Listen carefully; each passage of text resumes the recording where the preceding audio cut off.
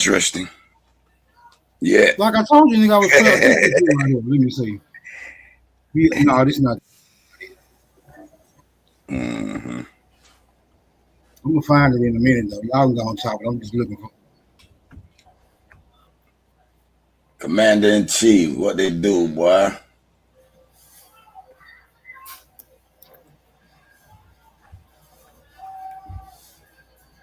He must have stepped away his damn self.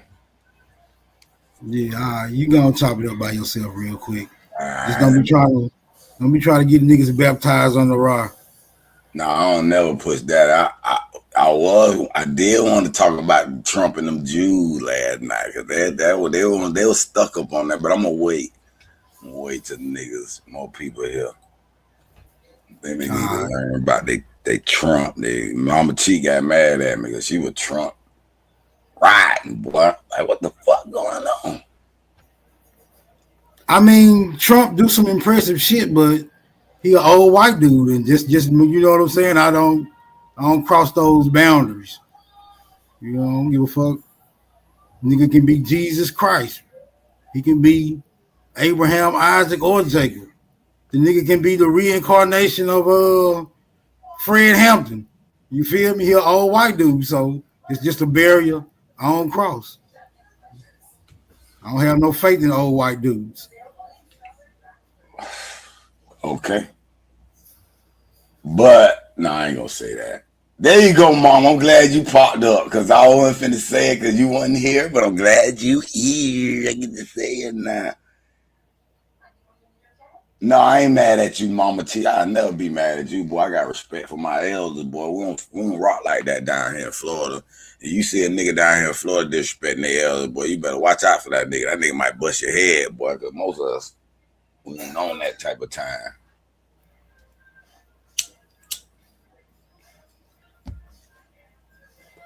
It's real easy to find out who about that life down here in Florida, boy. You see, just look how they acting toward their elders. He's like, yeah, I'm gonna watch this nigga. This nigga don't give a fuck. Boom, that nigga run his ass up. I'm gonna bust his ass. No conversation ass. you gotta move like that, you know? Boy, he's like this nigga.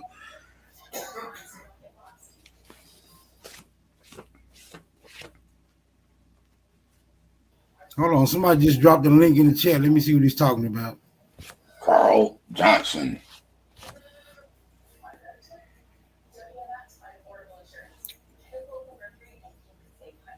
No, Mama Chief, this ain't you. I've been hearing a lot of this, like Malcolm X, Martin Luther King, Garvey, a list of all the black people that was a hero, so-called, in history is now being erased, jotted out. I don't know. Damn, it's two links in the chat. Hold on, pull up one at a time. No, Mama, I ain't disrespect you now. You ain't gonna never hear me call you no B's and F's and none of that. Boy, you ain't never gonna hear me. Boy, that shit hurt. This is just a short little clip. This is just a short little clip right here. A little, what they call them, a short. A disgruntled military vet. Oh, I've been hearing this nigga. Faith and hope and trust into a president as if he was like literally Yeshua, the second coming. I don't agree with that. I don't trust no man, especially a politician, a polytrickster. It's the last thing I'll ever do is to trust somebody from that group of people. It's a bunch of con artists, con men. And that is not just for Trump. That's for anybody. Anybody can get that title. I think if once you hit that certain level, in order to even make it that far, you had to have been a con something. Con artist, con man, convict, contradiction.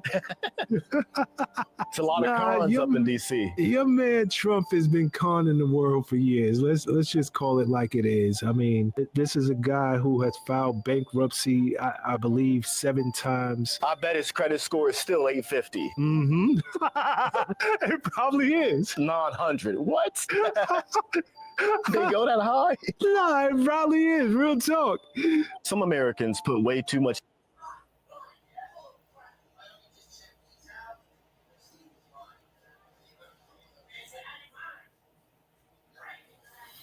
Hold on, it's another one in chat. Let me see what that one say.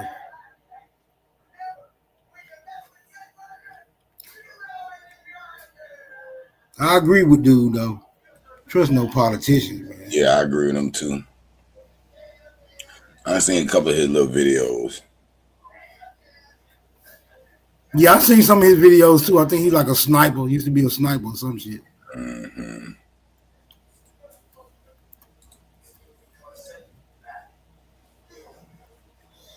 The question would be then, who can you trust or who do you trust? That's the question.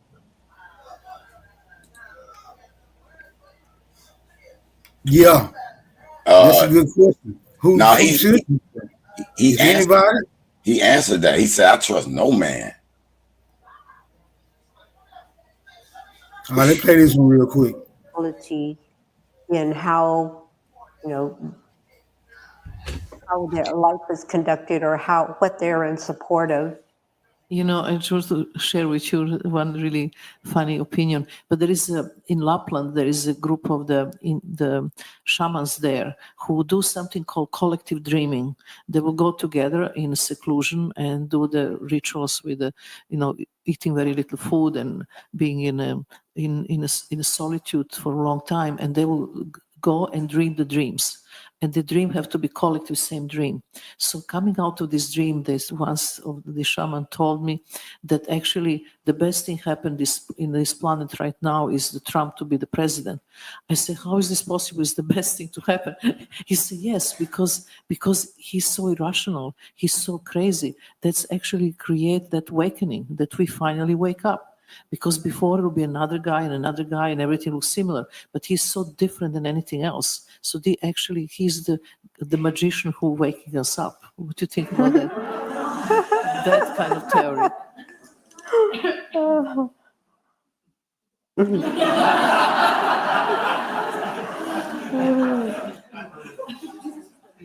Yeah, I know, it's speechless, I understand. But this is one opinion. No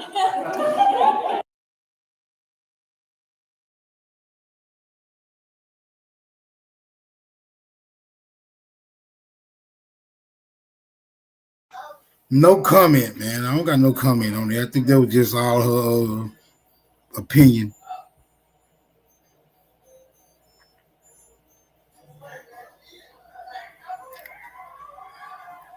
Me, myself, I never participated in the political process. Local, state, federal. Let me ask you a question though. Did anything that happened, local, state, or federal, affect you directly? Like taxes and shit like that, yeah. Okay. So I'm just saying.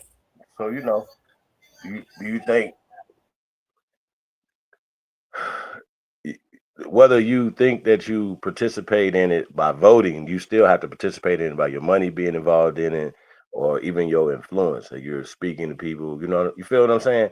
So voting is not just one part of one aspect of being a part of the process. If it affects you, then you're a part of it, whether you want to be or not.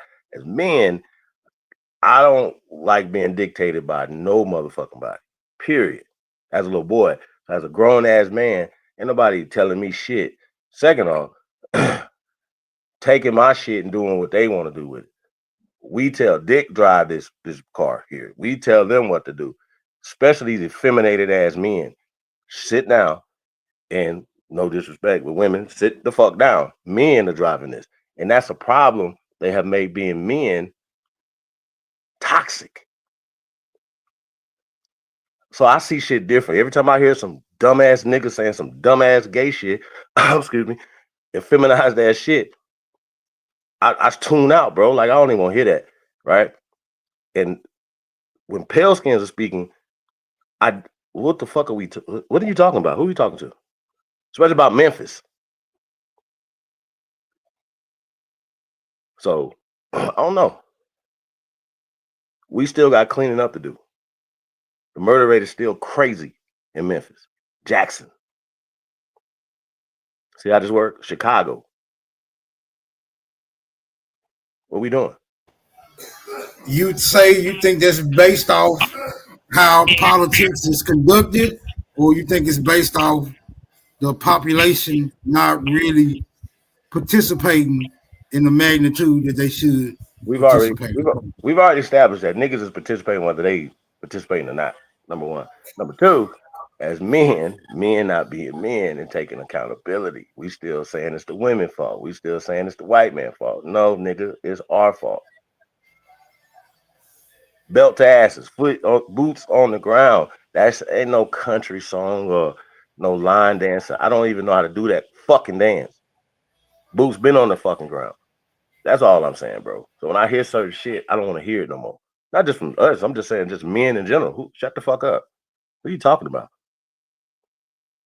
The Asians in our community. Why? Arabs in our community. Why?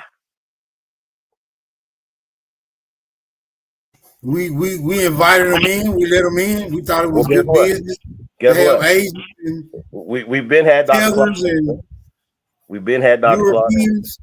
We've been had everybody done told us what the play is. The Asians are saying, fuck, this is the play, dumbasses. Arabs like, yo, this is the play. This is what's been going on. Like, shit, do something about it. Get your motherfucking balls.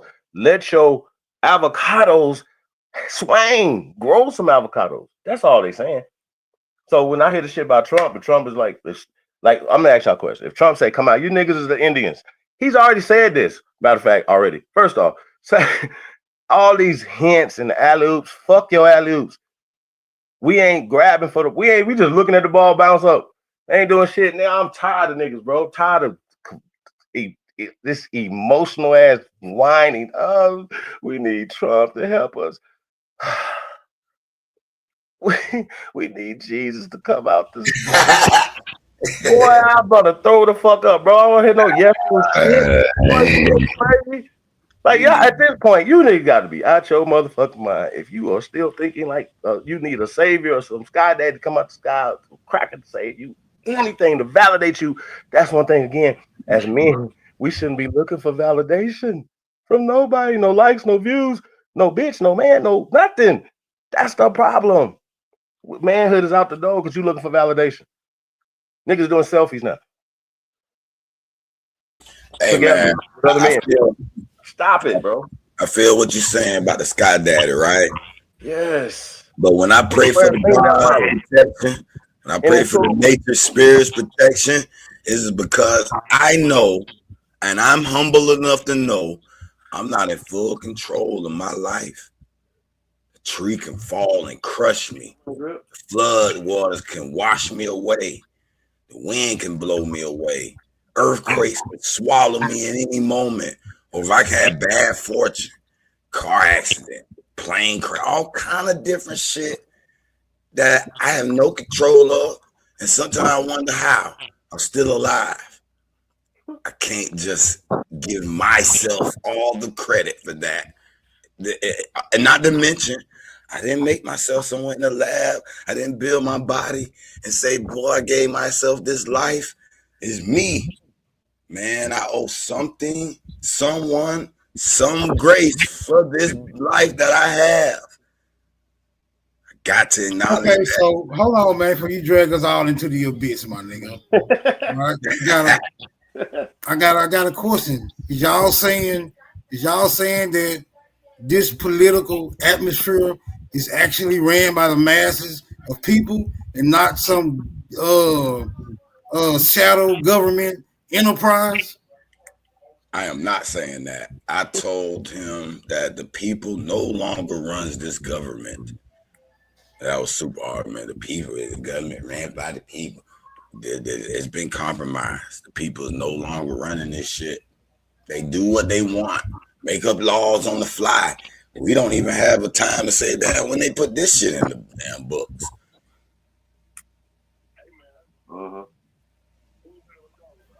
What y'all think about political assassinations? Let's just get down to some nitty gritty. What y'all think about that?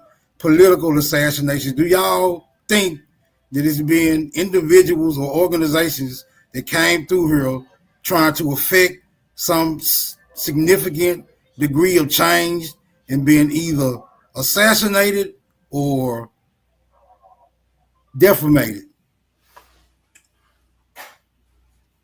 I would say, if I'm looking at it logically, I'm pretty sure there's some people that have a conscience.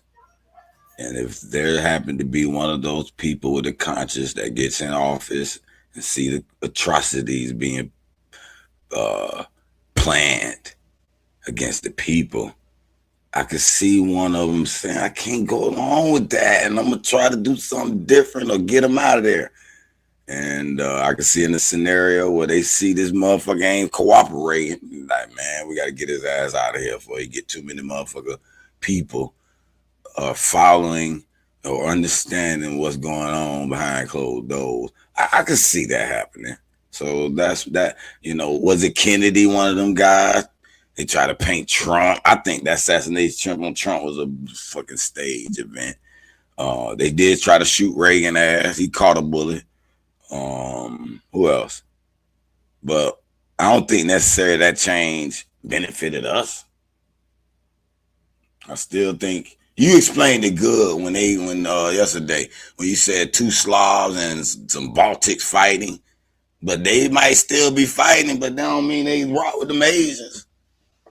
You feel me? So yeah, they might be fighting amongst their political spheres, but they don't like niggas still. Either one of them, either one of the fighting groups. Yeah, I think it's a significant amount of corruption within the political arena for me to stay away from it. I mean, or some might suggest, no, go on, join it and fight the corruption. And I'll be like, yeah, that sound good. I think you can fight it without joining it. I mean, you know, that's like saying, nigga, go to church and talk about the real Jesus. You feel me? No, nigga, they talking about that Jesus they want to talk about in there. You gotta, I don't know. Man, listen, you can fight it without joining it. And I think one of that ways, I had a short story theme I wrote up. I ain't write the book yet, but I was imagining if the world said, let's make this open source voting system. Let's make a blockchain for voting. Everybody got their own voting wallet, vote, and then everybody see the real voting results on the blockchain. You know, treated just like the crypto, but in the votes. And then have it where, let's say you don't like something or you think this person should be removed. You can put a petition on the chain. Hey, we need this motherfucker removed because he did this and that. And then if you get enough motherfucking voters, then it's gonna be presented. Hey, we gonna vote for this motherfucker to be removed because we got 100,000 signatures. These people don't like this motherfucker. What he doing in office? The blockchain has mandated his ass be up for removal, and then to get a nationwide vote on it or however. Boom. And that way it could be a little more transparent, a little more. Cause fuck all that electoral college shit. That shit should be done away with. Cause they've lied and they've been known not to vote on who the fuck they were supposed to vote on. And that's the trust that's been broken. So is it the people's fault for being intimidated or apprehensive about correcting the government? Or is it the government fault for just disregarding the people and doing what the hell they got to do to keep profits and the infrastructure intact? Like, who's ultimately responsible if even there's a responsible party? The way you worded that, though, they both responsible. The way you worded that, yeah. The people responsible for just laying docile and accepting it and not putting any fight, any effort, any dispute. And then the government, yeah, just because these niggas ain't disputing you, that don't make it right to damn just dog a motherfucker out either, motherfucker. Just because you can and they letting you, that don't give it the right for you to do that shit. So they wrong too.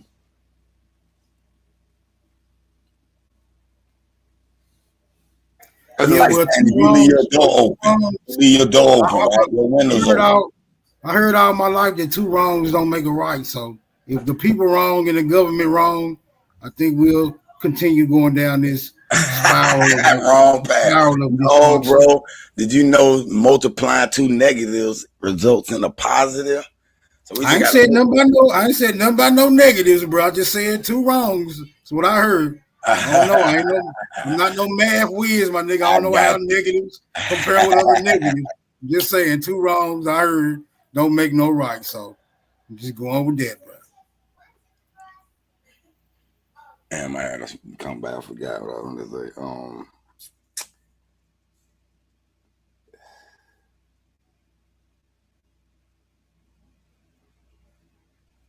But you know, I heard a lot of hoopla about the oncoming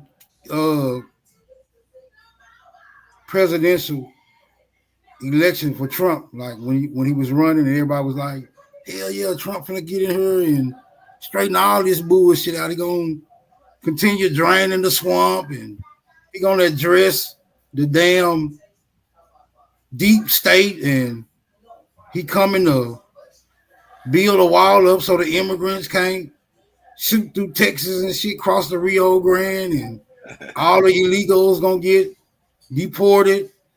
Then he finna start charging immigrants so much money to get they naturalized and all this shit. I mean, I'm not really paying attention if he conducting himself in that particular fashion or whatever, but all I can say is at this point I'm not impressed. You feel me? Not that I give a damn whether he do what he say he gonna do or not. But to me, it just seems like business as usual. So all the Trump fans, just know I'm not a Trump fan. I'm not anti-Trump. I just have my feelings about old white dudes. There's no level of trust coming from me.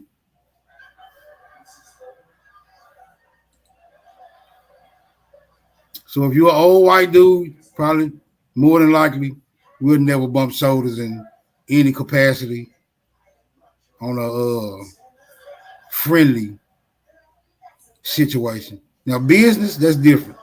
You know what I mean? Your old white ass wants your yard cut, or you want a quarter ounce of some goodie, I got you. Shit like that. I even slow down and let you cross the street. I won't just run you over. No hard feelings. I just have no affinity for old white dudes. Just Trump fall in that particular category. Just is what it is. I have no admiration for older white dudes, gentlemen, whether I don't give a fuck if they racist or not. They all look alike to me. I concur. You remember what Muhammad Ali said, if it's 10,000 snakes coming in trying to get in the door, and 1,000 of them, they ain't gonna do shit, they just want to chill with you. Well, how you gonna be able to determine them 1,000 ones from the rest of them? So it's best to just shut the door on their motherfucking ass. Hey, I seen that same video. I fuck with Muhammad Ali, even though they say he was a sellout NOI nigga, but he was one of the cooler NOI niggas, if you ask me. Another hero they shooting down. Come on, not Muhammad Ali. The man went to jail to say I ain't gonna go in your fucking war. Y'all yeah, but he was televised though, so niggas in this day and time, if you was televised in the past, you kind of fall into the suspect, maybe sellout.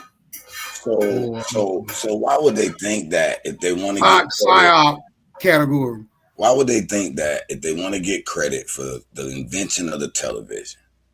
Now a nigga can't even be on that motherfucker.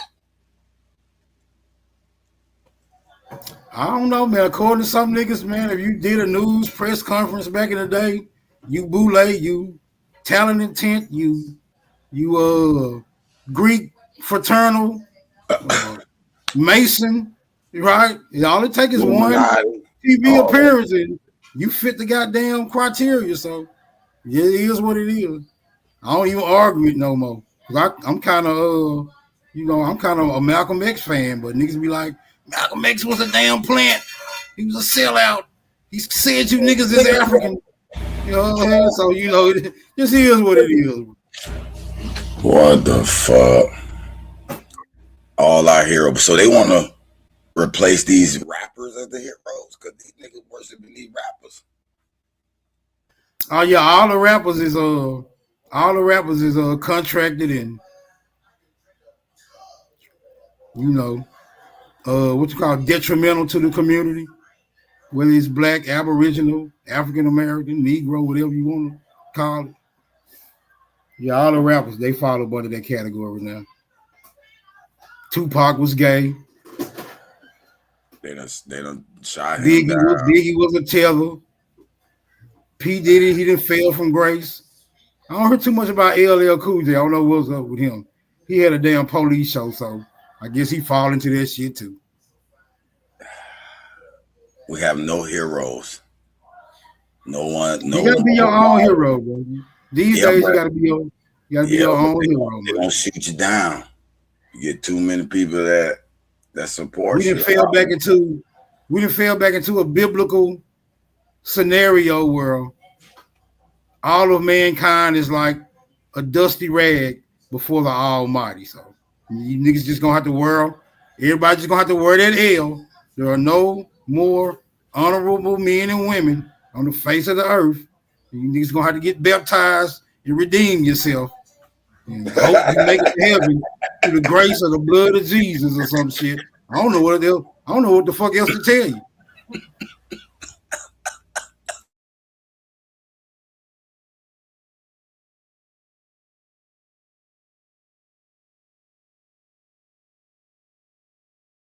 Man, that shit was funny as fuck.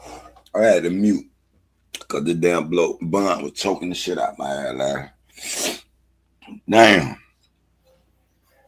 I mean, y'all can finish y'all little political segment. I'm just not a politician, bro. I don't have no I ain't on that political substantial input on that type of conversation. I don't even like talking about it either because it really is these white people's game. They playing amongst themselves. And any nigga who want to join a group, and they ain't gonna look at them as the same any damn way. Any black politician gonna be viewed as an outcast. They're gonna be tried to,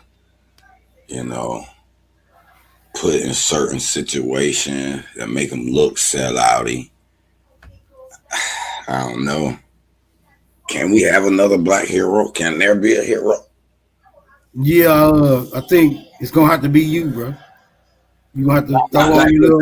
If we get another black person run for president, a black man, who would y'all like? Give me two niggas that y'all would love to see run for president right now, and that y'all be like, yeah, I'm voting for that nigga.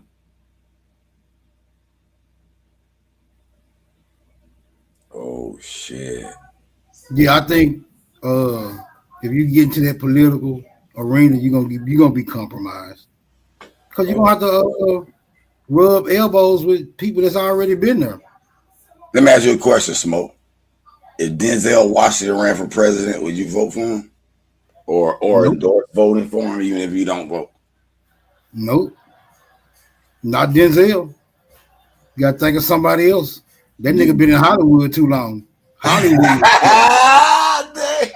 You can't be there that long and not be affected by it.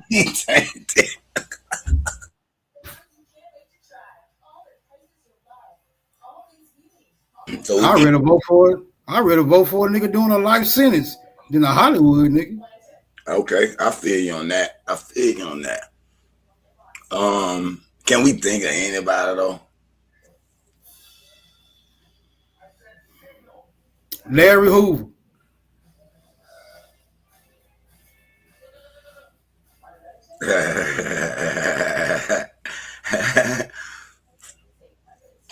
Hey, my well said Trump a convicted felon.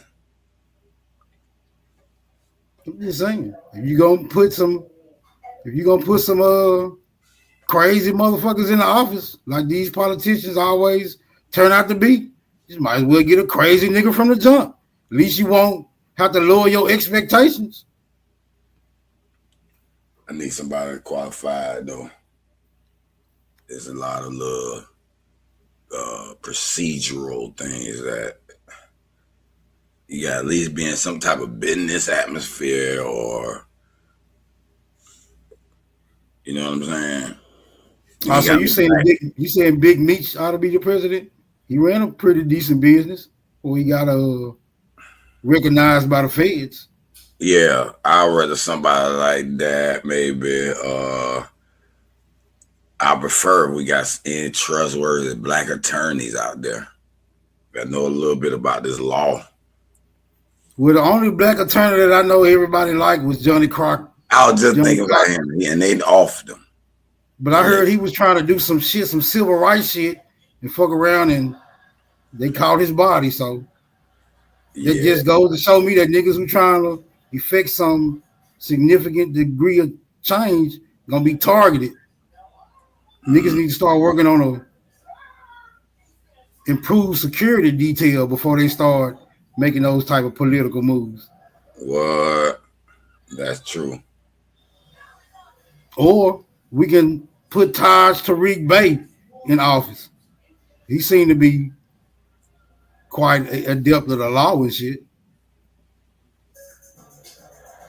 No. He gonna change us all the Moors, and we gonna all have to wear out them little stupid ass hats. No, he can't do that because the UN already say you got the right to self-identify.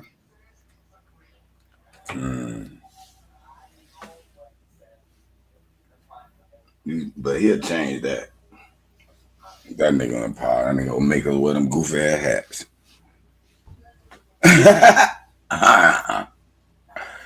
I'm gonna be one of the ones they gonna have to persecute. I'll never be a Moor. I think this is gonna be an issue forever. This human nature. Niggas just want to be what the fuck they want to be. So there's always gonna be a group of motherfuckers like, hey man, we all living like this now. You gotta live like us. There's gonna be a group of motherfuckers like, no, dog. We want to live like this. Fuck that shit y'all doing over there. And then it'd be a conflict. Seems like it's gonna be human nature. What the political landscape like in Florida? Is it like the rest of the U.S.? Y'all got some different shit going on. Y'all got right to carry. Y'all got stand your ground, shit like that. Yeah, we got right to carry. Not yet. They just released it where we could just have our shit out in the open, like whatever. And we got little dumb shit like we got shares on social media bragging about the little jail bus. That Polk County sheriff. Yeah, that Polk County. A lot. But now I gotta give him benefit of the doubt. We do show other little situations. He's not totally seemingly, I'm gonna just say seemingly biased or racist in his his actions, but because and he openly endorsed busing a motherfucker if they trying to step on your property. Like we hope you don't come to Florida and breaking in somebody's house because we encourage them to shoot you. We encourage it. So it's kind of interesting environment. I think that's part of the jump down too, where they can shoot a nigga too. See, I think they already thinking like, all right, these niggas already shooting each other. But let's make it out white so our crackers can just shoot these niggas without any extra issues. You think that's part of the? You think that's part of the? Do you think that's part of their protocol? Because I've been hearing all my life that the police was like anti-nigga community. Yeah, I think they got some shit going on behind closed doors, specifically tailored for these black communities. You think their protocol is like to keep niggas in line, keep them with a healthy amount of fear so they don't be so unruly? Or you just think niggas inherently criminal minded and they need to be watched over by a different demographic? No, I think they figured out a budget based on the incarceration profits. So the police officers, they don't know it, but behind closed doors, they got these quotas that's mandated based on these budgets. Like, all right, we got this particular jail and that's got 20 slots. We got this jail, got so many slots we can fill. We need to fill these motherfuckers. Hey, y'all start patrolling them niggas. They breaking laws. We got 100,000 of them. And I know one of them they breaking, so let's find them. So they yeah. So they're arresting more niggas to meet these budgets.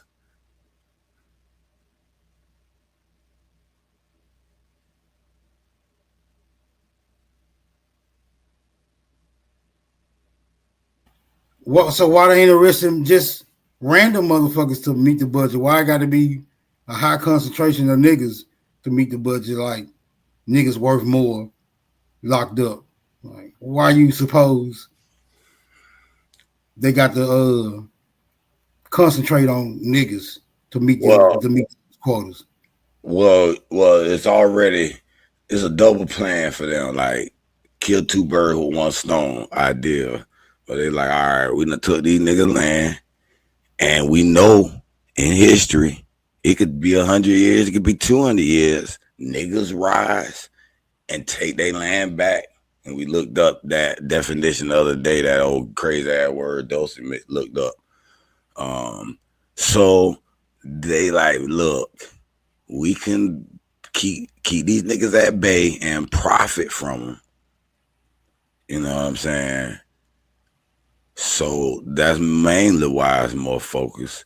We keep these niggas in one area. They'll be a little more easy to focus on. There'll be a little more stress intense, violence upon each other because resources is scarce in a tight, compact area like the ghettos they put niggas in. And it's all a little systemized plan.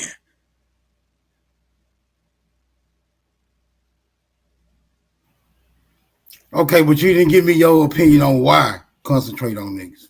Oh, good. Like they're saying, they know they took the land, and they know over time niggas can ride back up and reclaim the shit.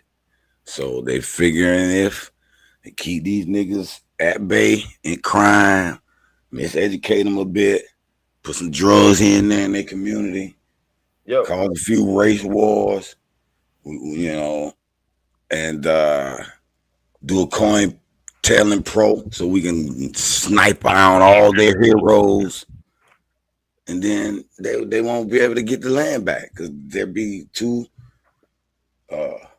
scattered. So Haru, I see that you've been growing in the last year or so, right? In your information, because you used to be one, to be around and niggas was African and all that stuff. I said you came full circle. I ain't never say nigga was African. I always said I rock with Kemet, and niggas want to place me as an African Pan-African because they like to fight Pan-Africans. Well, no, they never was able to hear my story. So when you say Kemet, right? Have you ever been to the continent of Africa? Yeah. So you have? Yeah. I like the science of it, and I like the nature of it, and there's nothing gonna change that. Right. So listen. So if you find out that Florida is older, right? More mummies, ancient mounds, pyramids, or just remnants of mounds, you guys stand down. And all that science that you love come from America and went there like in the 20th century. Are you willing to accept that, sir? Yeah, I would love that for the original Floridians. But what I would say is I got text to read it, and that didn't come from Florida. But I would love to see like some old tomb or some something that was Florida. Hold on, let me land it real quick. I would love them to find an ancient tomb or temple in Florida, and we got some, some papyrus we can read or some shit that they wrote, and we're like, oh shit. So if it comes from a brother, are you gonna accept it? when it comes from a brother that looks like you, speak like you? Yeah, that's exactly where Kemet stuff come from. It comes from brothers. Even Well, though they no, far you away, said right? something about COINTELPRO. No, I just mentioned that. Right. So can you agree that what you're calling Kemet over there never was called Kemet? El Cabalon, none of that shit. Just say yes. It's not ancient over there. It's ancient here in America, based off of the scientific evidence. That's So fine. COINTELPRO, I got you. COINTELPRO miseducated us, and niggas that are still pushing COINTELPRO, pan doodles and pan doodle Indians are pushing COINTELPRO activities over here right now, all the time, every day. Yeah, but I'm on. Wait, hold on. And they see I'm on the panel, and they're not gonna come up here while I'm up here because they know I'm exposed. They goofy asses every time. Because the information, here's the information. So I'm saying I like the fact that you're growing, but you can't say double speak to me on this panel. I hear you talking about COINTELPRO, and that's where Kemet and all that dumb shit come from, Africa and all that. No, Kemet is not a COINTELPRO project, bro. Okay, so let's don't do this. Kemet. Now, if you want to tell me, hold on, nigga, I'll just let you land your plane. But if you want to tell me the FBI and CIA infiltrated and trying to, do whatever they do, that's fine and dandy. But that doesn't have nothing to do with the fact that these or police officers. Ray Hagan got you. No. We're not gonna do this. No, I'm not playing with you, bro. Stop doing that. Stop. You're riding the fucking fence. We ain't got time for that. I got you. Listen, bro. If we wasn't online and we was in real shit situation, whatever, I'm not gonna allow a nigga to come on here and ride the fence, bro. You're not gonna do that. Say COINTELPRO with this shit on this. Show me some writings about the sun god Ra in Florida, and I will align myself. I don't see him. Who gave you sun god? Who gave you the sun god Ra over there, sir? Show me a creation story from Florida, originally written by the Floridians. I would love it. We are older. Florida is older. I got you. So, that's new. That's created study, bro. That's new. That's all I'm saying. Hey, Grand Rising, everybody. Grand Rising. Big dog. What's up, brother? Hey. What's good, Chief? How you doing? What's my nigga Smoke? Studio, hey, but this is what the awakening is doing, Have though. you ever heard of UNESCO? You're waking up, bro. Hold on, Chief. You ever heard of UNESCO, man? They control all those ancient sites, and that's part of the corporation, sir. They control research on UNESCO. Yeah, all just the like and all that other shit. Like the American government, the United States of Corporation controls America. Did you hear? Have you ever heard of UNESCO? Yes or no answer, brother? Yes, sir. Okay. What do they control, sir? I already acknowledged what you said, sir. Just like I said, hold on. I already acknowledged what you said. Right? Yes, I already acknowledged that. That's fine and dandy. Okay, and it's no different. It's no different. It's no different than this government, the United States of America Incorporation, controlling America.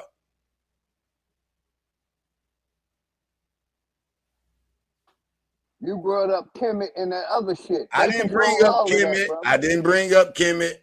They control all that. I didn't bring up Kemet. I didn't bring up Kemet. UNESCO control them, brother. I did not bring up Kemet.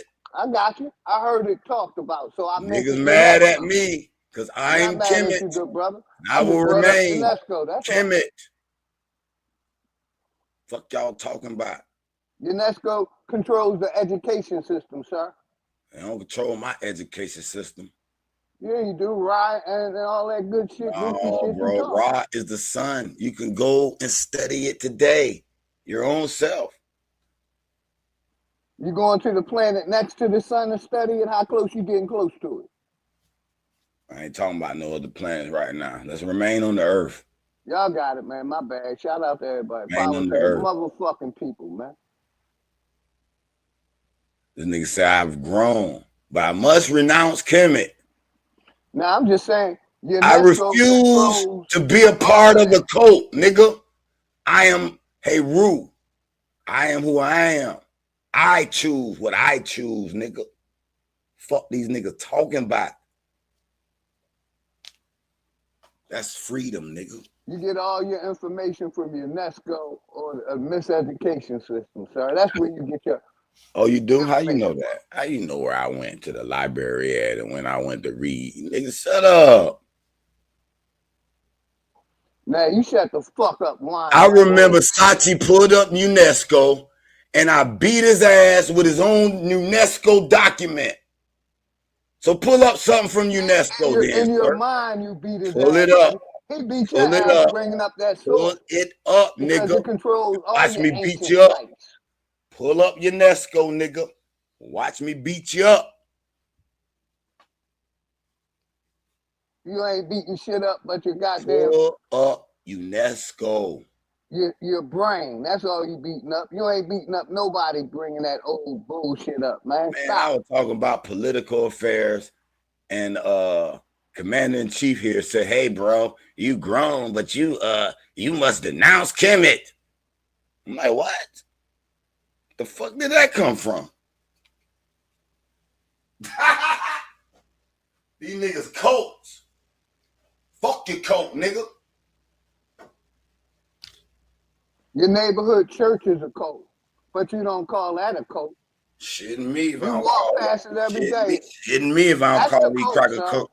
That's a Shitting cult, me. but you scared to Shitting call me. that out. Shitting me. If I don't call So these real crackers fast, a church. bro. Let me correct you. I never said that. What you said. I never said that you had to denounce Kemet. No, I know. I added that little extra. Okay, well that's just Adam. brother. So Yeah. so here's the thing, right? This That was your information. implication, though. No, it's not. So my implication is Yes, that you did imply that I must denounce Kemet we have because Florida's 10,000 older. Oh my God, brother! I'm saying that Florida, that Mississippian culture is thousands of years older. We have mummies that are 10,000 years older than anything in Africa. Do you understand that? Cool beans. Okay. So as well as the culture. So that's what we're talking about. I'm not Cool talking beans. about the terminologies that they're giving them. Cool beans. New. That's Al cool. Cabalon had the place that's called Africa now. Though has never That's been cool called Al beans. Cabalon or Kemet ever. It's never. Cool beans. That's why I said Florida is the original America. Wasn't no America. It was Florida. I like your picture that you have there. It was You're welcome. You guys are catching up. No, ain't nobody catching up. Nigga, I've been here, done that, been around the block, understand the sciences, the human behavior knowledge. Okay. For real. So understand this. You will have happiness in your heart and your soul. You won't have an ounce of jealousy, an ounce of hate. You will understand. I think y'all niggas fucked up in the head. Okay, so I think everybody's individuals. First off, you're an individual. I'm an individual. We all think different. You know, feel me? So you don't say that, brother. Hawkeye, what up, though? Seen my brother Hawkeye yesterday, man. Say, man, I ain't seen you in a while. I was getting nervous, man. We about to say you good. So shout out to Hawkeye, man.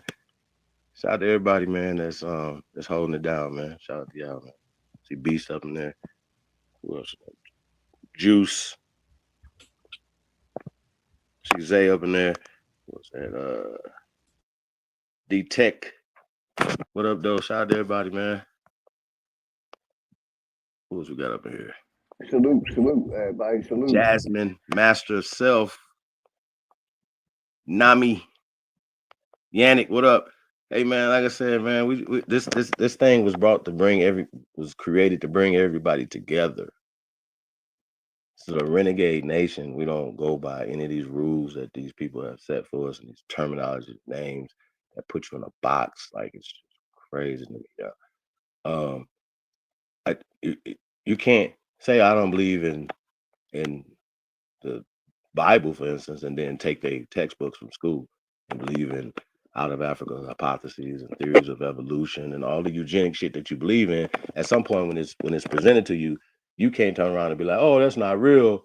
That's something. You can't keep doing that, y'all. You niggas is acting as if you are taking up for these COINTELPRO agents. Like I said, once again, Dr. John Henry Clark was a COINTELPRO agent. Stop it. It's just facts. It was funded by CIA. In his death, his library is still funded at Cornell University by the CIA. When are you guys going to debunk that? I'm also tired of these CIA experts that believe they got the full understanding of these goddamn CIA. No, don't deflect. Don't deflect. Because you brought up COINTELPRO. You brought it up. Prosecuting attorney. Hold on. So can you tell us about COINTELPRO then? Against the CIA, nigga. Man. Shut your dumb ass up. He's mad. No, because y'all niggas believe. You believe those documents are real. And how about I'm calling cap on all COINTELPRO? That shit fake. Prove it. Show me the documents. Show me the CIA official documents, nigga. Goofy ass niggas. COINTELPRO. Man, I want to slap the shit out of niggas that keep saying that goofy ass shit. Y'all niggas brains. You don't know who you hate worse, the white man or the niggas. Y'all niggas ain't got your own brain. Y'all let social media be your brain. Based on how good it make you feel.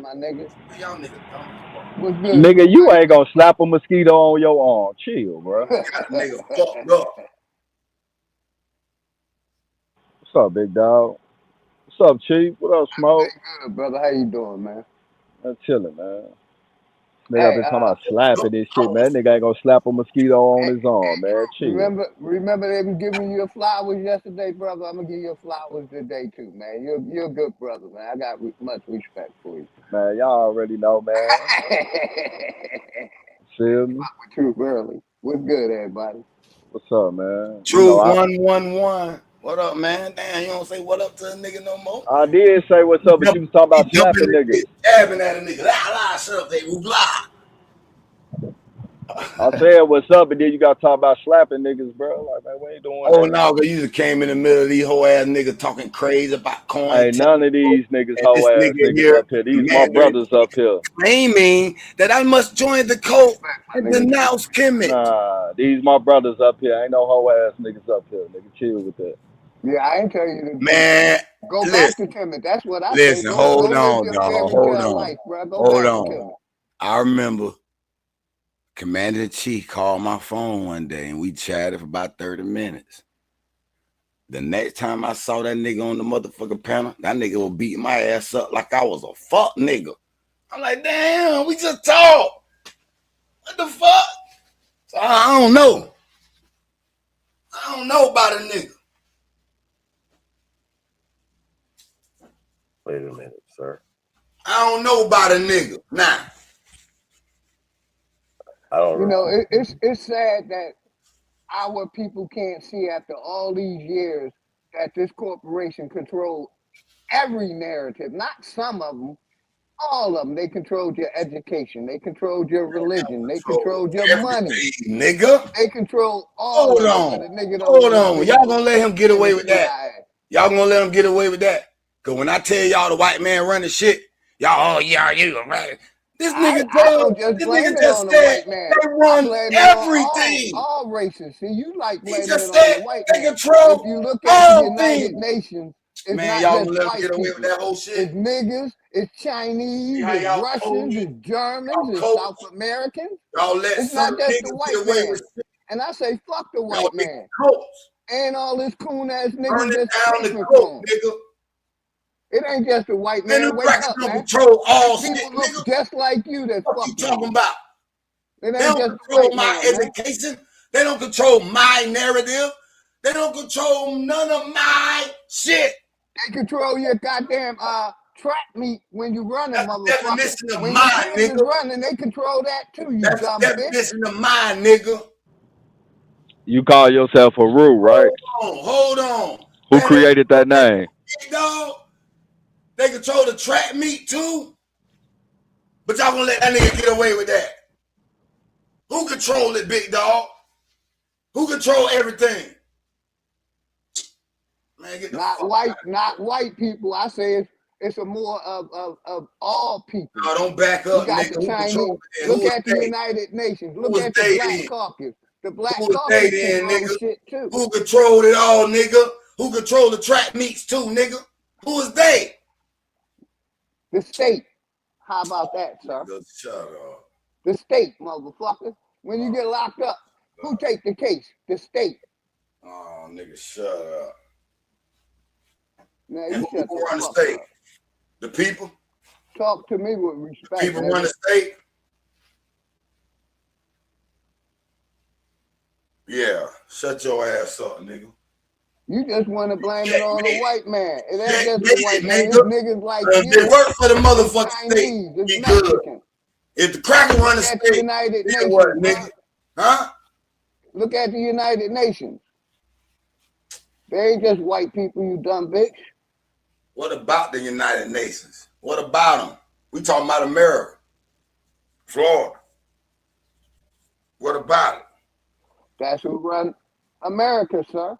Who? Florida? Yeah, we do. We're the original America. United Nations, sir. You believe in them crackers, nigga. Shut up. You believe I in don't crackers. believe in no cracker. I don't even like a cracker. Please. My thing is, it ain't just white people. You got niggas in power up there too. You got all these foreigners that's getting benefits. So I ain't just blaming it on the white man. I'm blaming it on all of Man, us. to be honest with you, to be honest with your dumb ass, the only niggas that's in power is a nigga over there in an African country. Show me another nigga in power anywhere in the world. A police chief will lock your ass up. Nigga, A black fuck a sheriff police chief, you up. nigga. They'll take away Show me a your motherfucking nigga right to be that's on the running street. a government. They're policing it. You got people in Shut all your whole ass up. areas of power. Shut your whole ass up. You just as old as me. Police chief has a boss. You just as old as me. The Shut your police old chief dumb has ass a up. boss. They all have a boss, sir. Okay, What's the matter then. with you? So Slow show me club? a nigga that is the top boss in the world. It ain't just one person, per. Man, show me a nigga that's the top boss in the world, nigga. You blaming it on just the Africa, white man. nigga. Go to Africa. Fuck you talking about? Africa ain't running their own shit either. They got don't wanna Europeans box running me, their own nigga. shit. They got Chinese Go to running Africa, their shit. nigga. Africa Top ain't doing bosses nothing. over there, They ain't nigga. even got fucking running Top water in their bosses, land, man. They don't got nigga. nothing. Stop. Top bosses, nigga, who kick crackers out their country. Fuck you talking about? You talking about one country out of goddamn 55, nigga. motherfucker. No, nigga. We could talk about some One more, country. nigga. We could talk One about some more, country. nigga. But I ain't trying to make this Africa. But this nigga brought it up. Yes, you are. Yes, you are. Y'all brought it up, and I'll beat y'all ass up with it. With washing your ass, with how they eating the food they eating. You know how they don't even have pumps and wells in their communities. Come on, what you beating us up with? I'm beating you up with top bosses, nigga. I'm beating your dumb ass up with Top all this bosses, shit. but they don't even have running water, man. They gotta go to the fucking river. They still drinking river water, man. What top bosses, man? All this old shit. Stop it. I'm done with that conversation. They eating bush meat. What top bosses? They eating fucking zebra, goddamn lion, tiger, goddamn water. They eating bush meat, man. What's the matter with you, man? What they running? They ain't running shit over there, man. All right. I got you.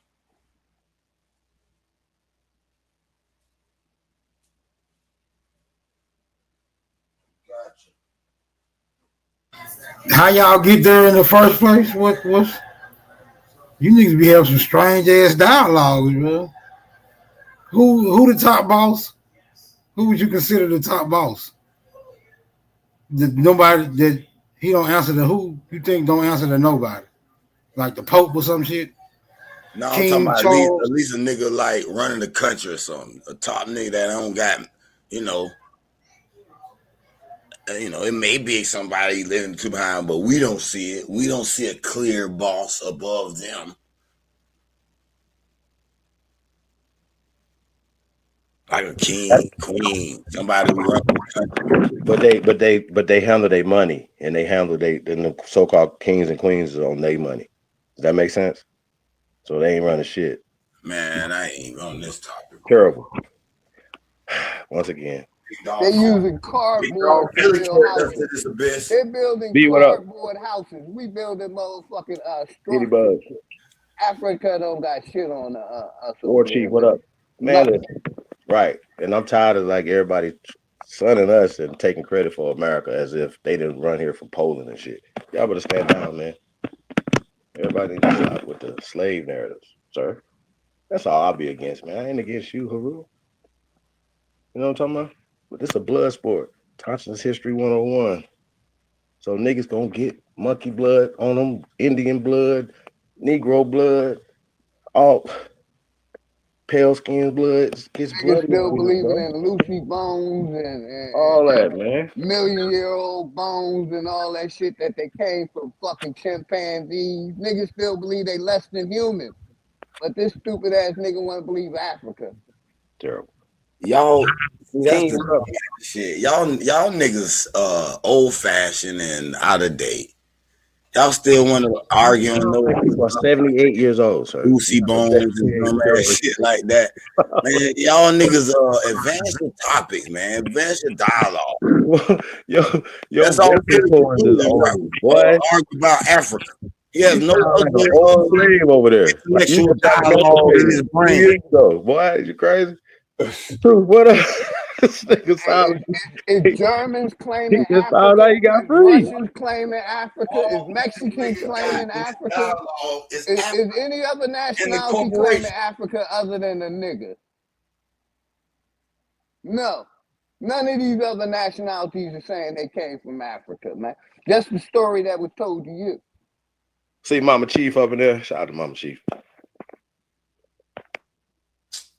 Y'all nigga mad at me because this nigga asked me. Bro, we not mad at you. We mad at your old ass brain, man. How? You bleached your dome. You talking about we sound old as shit, bro. You literally sound old. You sound like an old slave, bro. Like you sound like you I sound like an old slave. I like to admit. No, you sonically sound like an old slave, man. Sonically. So you back in the day listening to slave. I got free. So you were back in the day listening to slave. Shut up.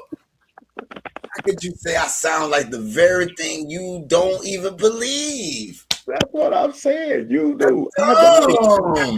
You sound like Kevin Costner owned you, boy. You sound crazy right now. I don't believe nothing. I don't believe none of that because I know the truth. Here's the truth. You're like, well, if Christopher Columbus, you one of them people to say, oh, if all the fake shit ain't there, what's the real? Okay, well, we've been here. We have never stopped not being here. Here's the science. Here's the evidence. Well, I got to prove anything to niggas that believe in Anunnaki, God daddies. I asked you to prove shit, though, bro. Monkey people. I ain't asked you to prove shit. I keep proving it. I keep proving it to you. And everybody else said, what y'all talking about? I believe in Kemet. Was Kemet over there? No. Okay, well, we have this in Florida. I'm using Florida. I said no. Okay. You made that claim. Florida. I'm using Florida. You didn't. I don't know if you've been paying attention. I keep telling y'all this. There has to be new information. If y'all don't want to accept it from your Sahab until the pale skin is validated, correct? So that means y'all need validation. I'm just looking at the data. Here's the data. Here's these bones in the ground of niggas. Here's the culture. They're comparing those bones in the ground and the culture to the niggas that are still here today. That's just been misclassified. I don't know why that's so hard for all you COINTELPRO ass niggas. And the fact that you got mad about us talking about COINTELPRO that you brought up, sir. I love when you niggas bring it up. I love to talk about it. Because it's important. No. I brought it up. You goofy ass niggas believe in that dumb ass shit. Okay, got you. So you don't believe in it. So you don't believe that COINTELPRO exists ever or it doesn't exist anymore. What are we talking about? Exist as in a psyops?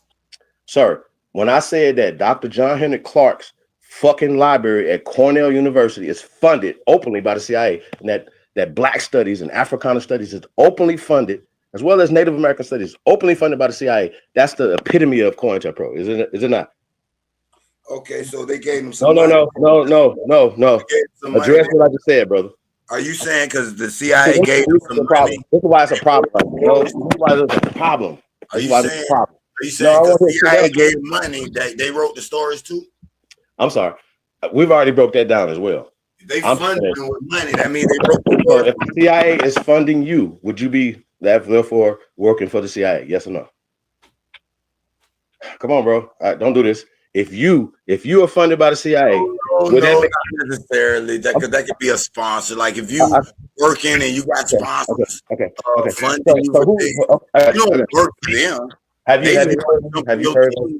Yeah. For whatever reason they want to jump. So are you denying? My point to you is: are you denying that COINTELPRO ever existed, or it doesn't exist anymore? What's your stance on that? Right, what I just said. I believe it's fake. I believe just like the fake documents I've been reading. Okay. No different. See why I treated you like that the next day? No different than the fake documents. Like I was talking to a damn agent on the phone the night before. The kids on the goddamn panel the next day talking stupid, bro. This is why it's gonna be a problem. And I'll call you on the phone and tell you what the fuck I feel, nigga. I don't give a fuck about none of that shit you talking about. You just saying that you don't believe that COINTELPRO exists. We showed you the evidence. They don't give a fuck about your punk ass. I got you. It doesn't matter. Queen hoe ass nigga. I'm about to roll up some Zah. I don't care about what you talking about. Have a heart attack. I don't care about what you talking about. I'm mad about what you talking about. And you trying to tell us that COINTELPRO is fake, it don't exist. That's crazy. That's crazy work. Why would you do that? Why would you let that come out your mouth though? And you mad? Because I'm not mad at all. I'm mad at all. You don't believe, but when I say I don't believe, you mad. Okay. Let's see once again. What am I mad about again? I don't believe, but this nigga mad. He don't believe either. What the fuck? Okay. His fault. And he ready to fight because I'm committed. Well, fuck you, nigga, swing. I'm not ready to fight nothing. And I got people in the lounge, so I be there sometimes. Fuck boxing, nigga. Boxing, nigga. And I'm in Houston for a week next week, nigga. Fuck you. With that pistol. I'm gonna have that pistol too. Fuck you. Man, chill your old ass down, nigga. What the fuck? I'ma have that pistol. Like, come on, bro. What the fuck is you doing, man? Nigga talking crazy. Nah, that's how we Ain't nobody talking crazy, bro. Like, come on, man. Fuck all that shit. Nigga talking crazy. That's how we say it. Nigga talking crazy. Nigga, shit. Nigga gonna pop off for a nigga pop off on him. Fuck. Nigga talking crazy.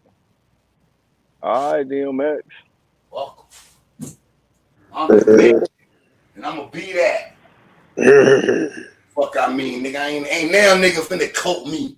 Coat me, nigga. I'm my own nigga. I'm finna be. Bap is not my leader, like some niggas admitted. So you don't believe in COINTELPRO? I'm just asking. Hell no, that shit fake. That shit. COINTELPRO is fake. Yeah, they faked up them documents. Get you a special type of stupid. Get y'all goofy niggas. You a special type of stupid. All your heroes. They fake that shit up to get y'all to shoot down all your heroes, nigga. So it was just some niggas said fuck Malcolm X and shot Malcolm X. They ain't had no help from nobody, huh? We don't know who shot him.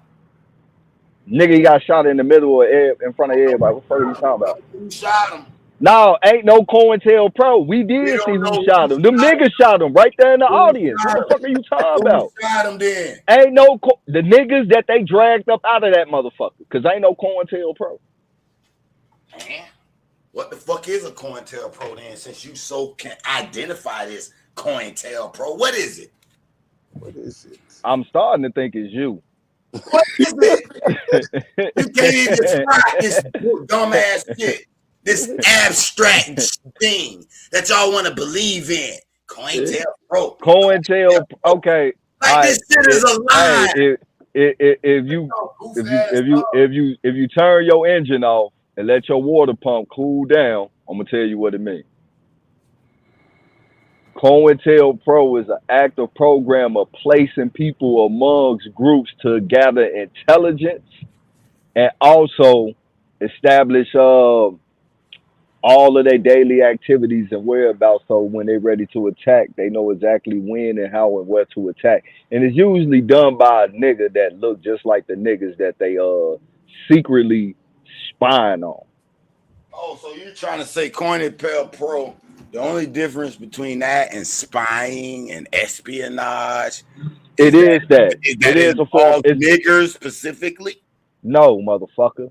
It ain't got no race, motherfucker. You just said They that. do it to a lot of motherfuckers. You just said Oh my that, though. god, nigga, man, you know what the fuck we talking about, bro. I'm just getting clarification, nigga, because you claim that's COINTELPRO. It's a spy or someone to be an espionage agent. That's been going on for. Yeah, COINTELPRO is definitely a form of espionage, but the difference is when you got spies and shit like that, they try to blend in with the crowd and they're spying on like governments and shit. COINTELPRO come amongst organizations and have people join these organizations pretending to be about the cause, but in actuality they're getting intel for the motherfucking government. Oh, so you saying there's a specific entity that said we're going to attack organizations and send spies within them. Who is that? Is that the CIA? So I guess William O'Neill, what he did to Fred Hampton, that wasn't no COINTELPRO shit. That the CIA on? I don't know. I don't know if I can even believe it. So you don't know shit about Fred Hampton, but you talking all this bigly black shit. I wasn't there. I didn't even read any of the case document. Did you? Bro, the nigga that did it admit to it. Nigga, what the fuck are you talking about? Okay, did you read those documents? Yes, I did. What you talking about? He admitted what? He admitted that he was working for the FBI. I got you. To spy and gather intelligence on Fred Hampton and the Black Panther chapter in Chicago. Okay, one spy got caught. No, he didn't get caught. What the fuck are you talking about? He got caught if he had to admit it. And made no, he admitted it later on down the line. That's being exposed. He exposed himself. That's fine and dandy. That's just one. So you telling me just because they found one, you think our entire black community, all the heroes, that's one out of many, you dumbass. Even Muhammad Ali, all of them been COINTELPRO'd. Yeah. Who the fuck said Muhammad Ali was COINTELPRO? Man, you ain't hear that. Oh my God. He is COINTELPRO. I'm gonna need to see that, but this is my problem. I don't know. Down all our heroes. We found the agent, Haru. Fuck that! I ain't no agent. I'm exposing that shit. You an agent, brother. Nigga, you the agent. You the police. You that fuck nigga that will call the police behind the closed door and nigga don't even know who told. Brother, you are. Have you ever heard of the GILT program? Shout out to Chief Holiday. Brother, he's a what's the name? He's a addict and a detective all in one. Oh, okay. Yeah. That's the only reason nigga buy basketball and don't get one.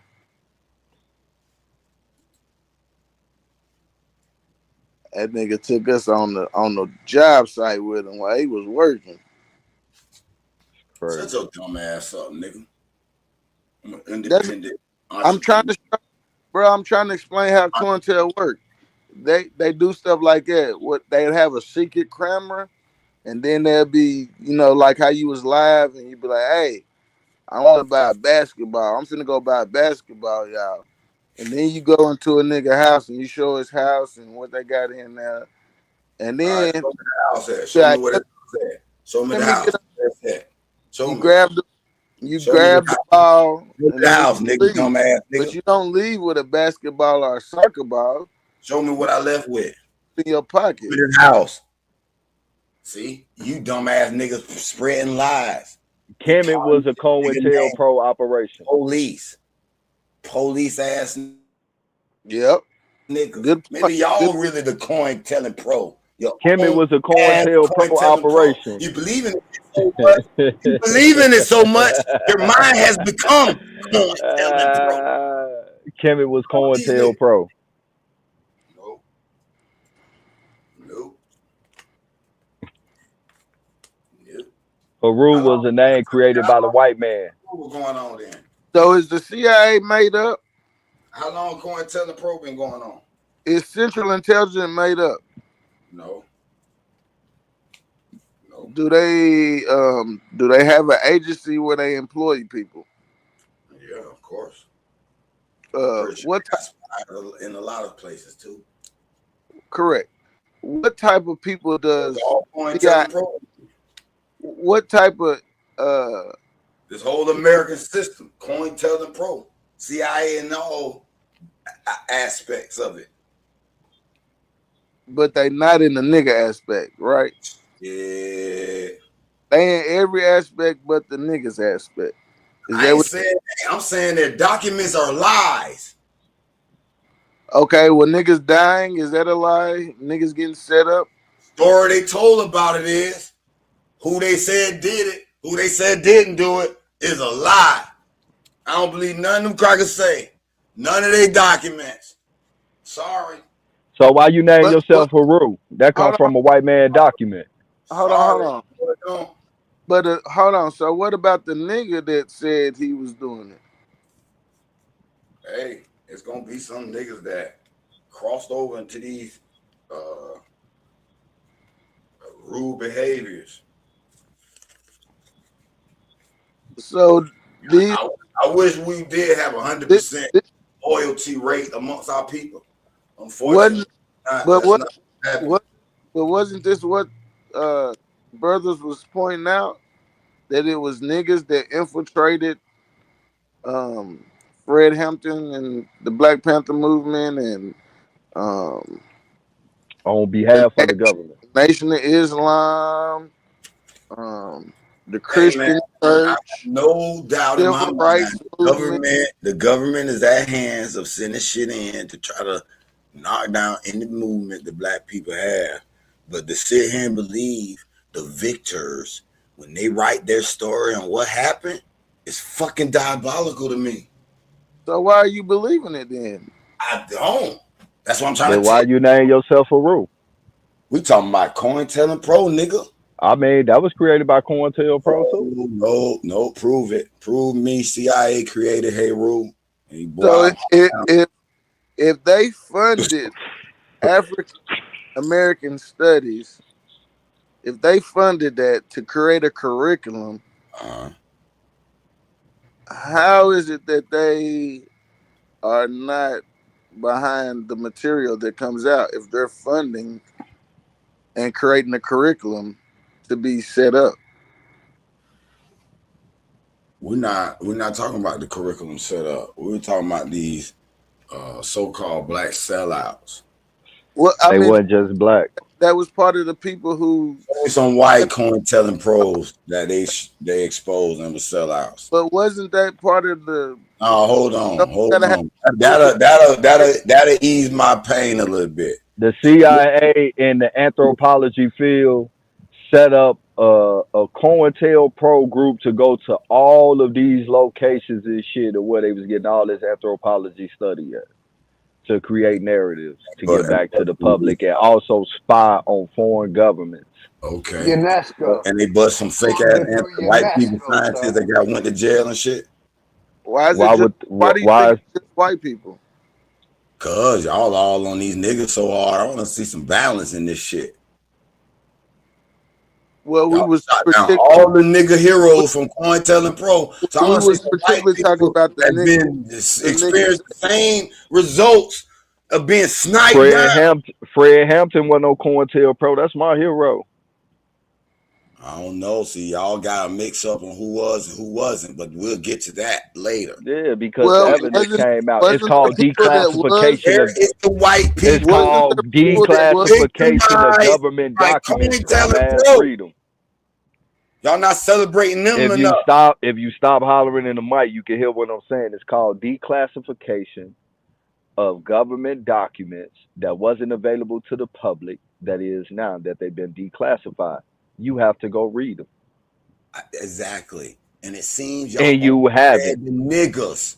And you have it. It seems y'all only read the niggas. Because I only hear the niggas out of these documents.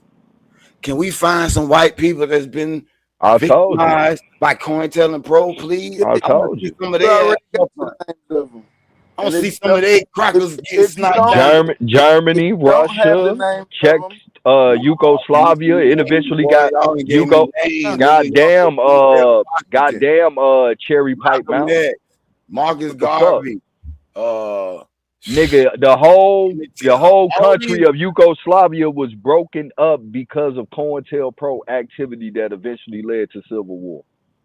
Them are all Okay. white people. Okay. All right. Ain't no Yugoslavia no more. Okay. Okay. Cool. What happened to him after that? What happened Nigga, to did I not say COINTELPRO was inactive and causing disturbance that eventually led to motherfucking the civil war that eventually came about to about 6 different countries from one country? Oh, okay. Yeah, I know the CIA be involved in their war tactics. It's called COINTELPRO. Oh, okay. So everything's COINTELPRO pretty much then. So my question is, Man, this what happened when you be having deep conversation with niggas that drink at the corner store. No, stay right here. Since you saying that the CIA is all over there in war affairs, international warfare, they over here in American affairs with music, Domestic and foreign. with all this stuff, business, black businesses, is the CIA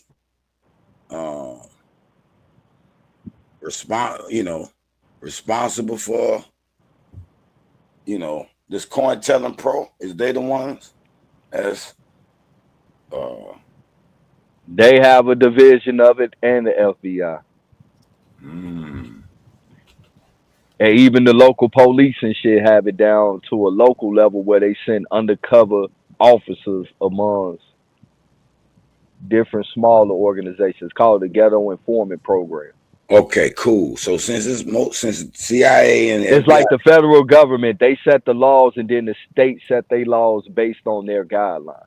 Okay, cool. Since the CIA, the FBI is all this COINTELPRO and they involved in all this, do we believe what they write in their documents after they went into and completed an operation? And then You say what? Do we believe their report? Like when they go into a certain area and complete an operation or a certain mission, do we believe what they write as being the outcome and the result of what they've done?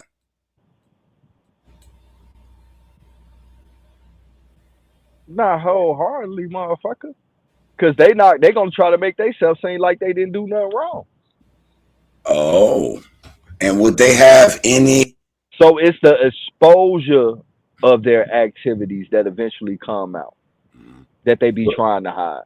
So are you saying that they'll have a huge motive or be substantially rewarded if they painted a picture as a bad outcome, or painted this picture as a black man or any one of these black heroes as being the sellout when maybe he really wasn't?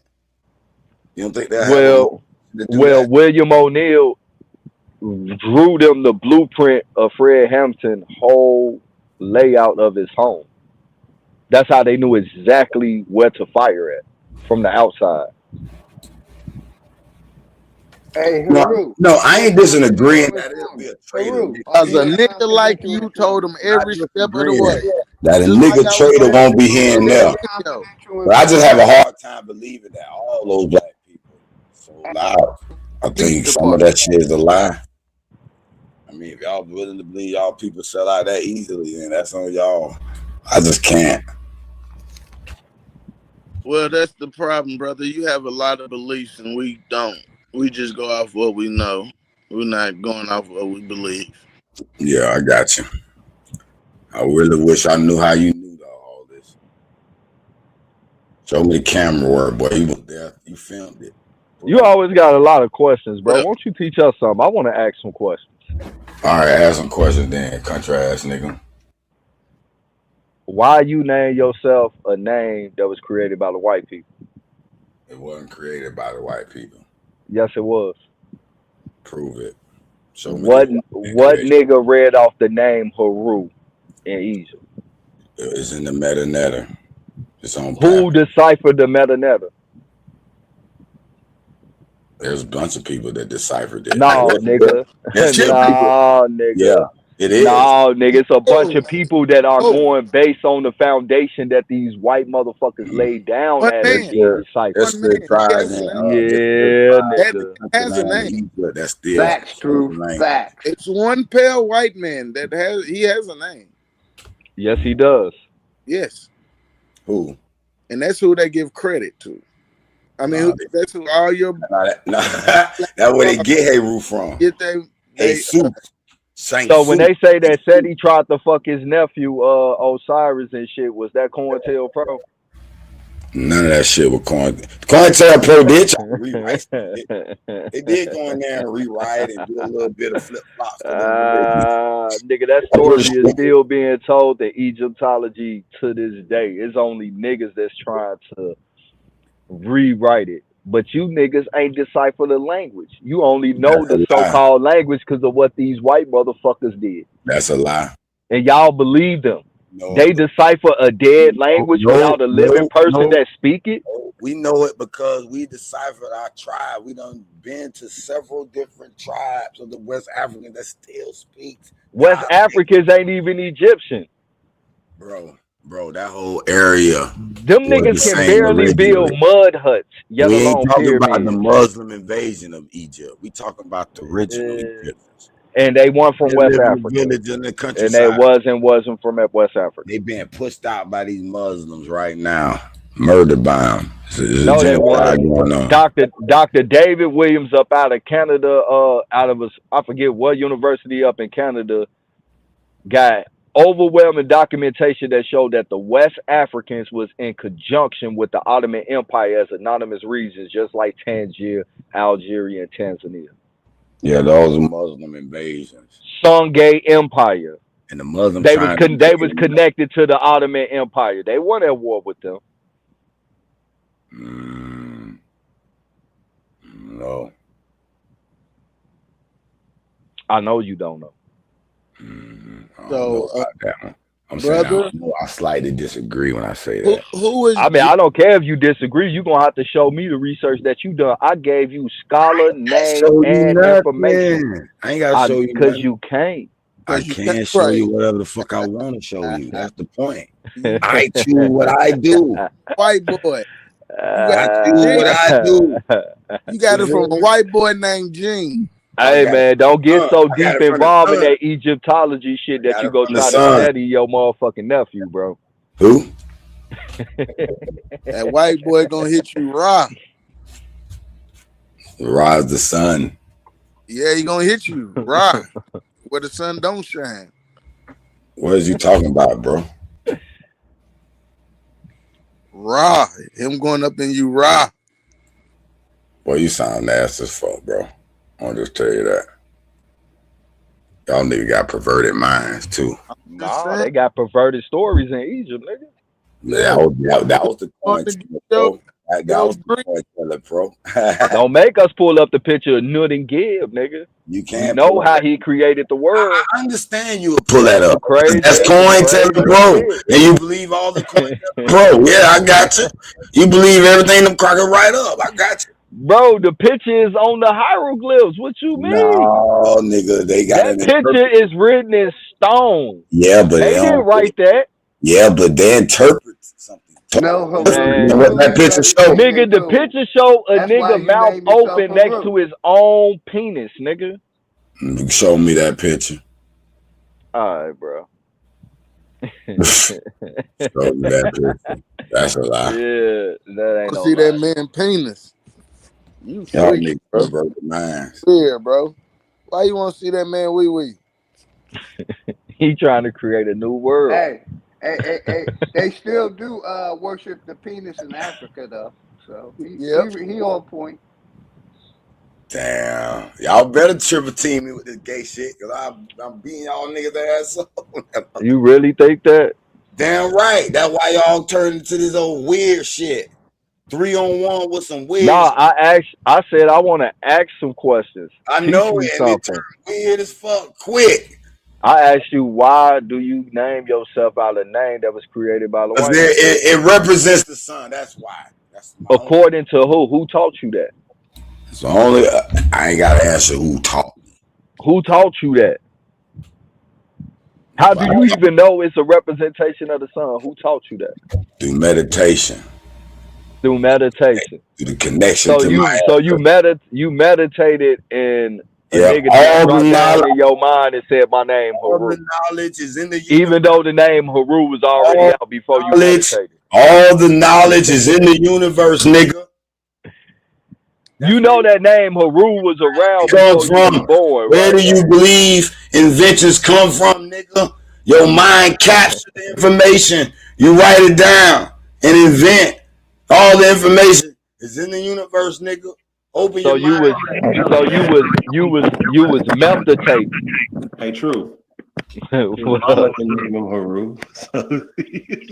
Oh my mama, that nigga mama ain't named him Haru. Tyrone McGee around here, boy. You better sit down somewhere. Nigga in the street name Haru. Cap. Stop the cap. Stop the dope popping, man. That's where it came from. Stop all that dope popping up there. I was finna name myself Common Ra. The name I named myself. Peace to the Indians, man.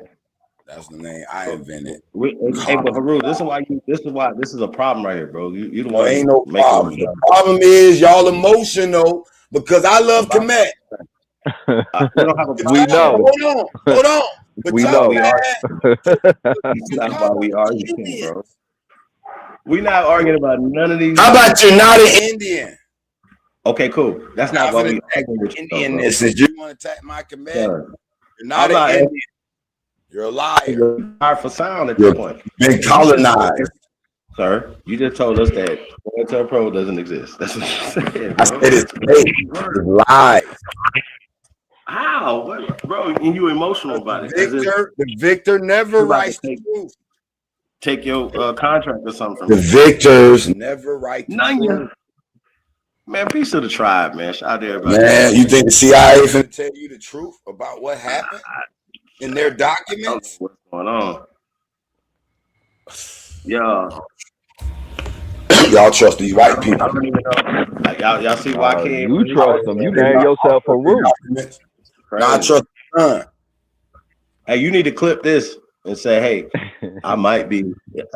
I would literally actually probably watch this if you actually like flip this and put this on your thing. You should do it like absolutely right now, brother. You should go back and be like, yo, it's to your people. Ask your people, do they think COINTELPRO is fake, bro? That's crazy word for you to say that. It's appalling, man. It's like that telling us that you're a liar or you're not serious. Man, I believe that shit fake as fuck. They lie in all the documents. Can't believe it. But you believe the name Haru was right. Can't believe him. You believe that they deciphered that name Haru was right, though. But Haru is just a simple term referring to the sun. COINTELPRO is a big implication. You're calling people traitors, sellouts. Yeah. I know. Okay, then. So you need to know the facts before you jump on board with that shit. Well, we just educated, sir. Slandering folks' names. Let's walk this back down. Let's walk this back down, and then we're gonna need you to mute your mic or just get off the panel, bro. So we don't want to keep talking some dumb shit. Bro, this is crazy. I don't want to talk to you no more about this. So you telling me that we wasn't miseducated?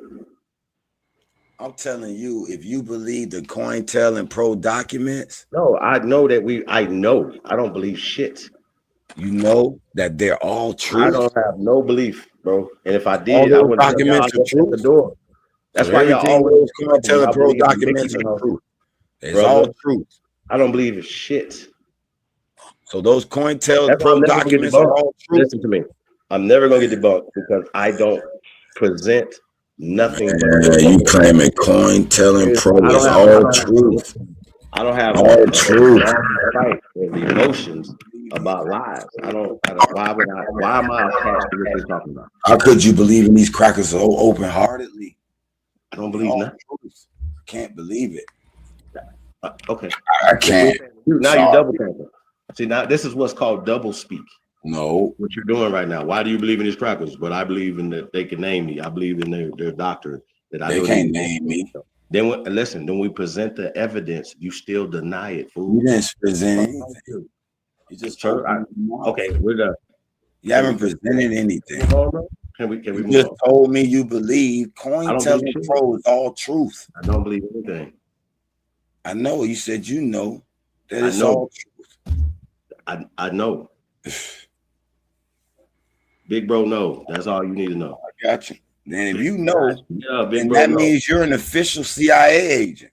No. Only way you can know. I'm going to say this again for everybody that don't. Only way you can afraid know. to say this. I'm not a cop. If local, you're an agent, federal, international, or galactic cop at all. No only kind of way cop. you know for I don't sure, believe in bro. the police, bro. And no. Only way you know for sure We're is not if gonna do that. you're on their team and you've been briefed. I'm from good. You saw it with your own eyes. Police. We don't play the police. Man, y'all niggas believe in. I don't even like my family members as the police. Hey man, I don't like the police. I don't either. like nobody. I'm sorry, man. I still ain't grew up on that, y'all. I'm trying. I'm trying to be grown. Why you believe the police stories then? The documents these police present. Oh, what is we talking about right now? COINTELPRO. You believe it? No, Why you don't believe it. I lies? don't believe it. This is what happened. What are we talking about? You don't believe some of his lies, though? Some of it's got to be. But come on now. Some of it got to be lies. Thousand cases. Some of it lies. Not one of the documents lies. Damn. Okay, bro. So that's some honest motherfucker, boy.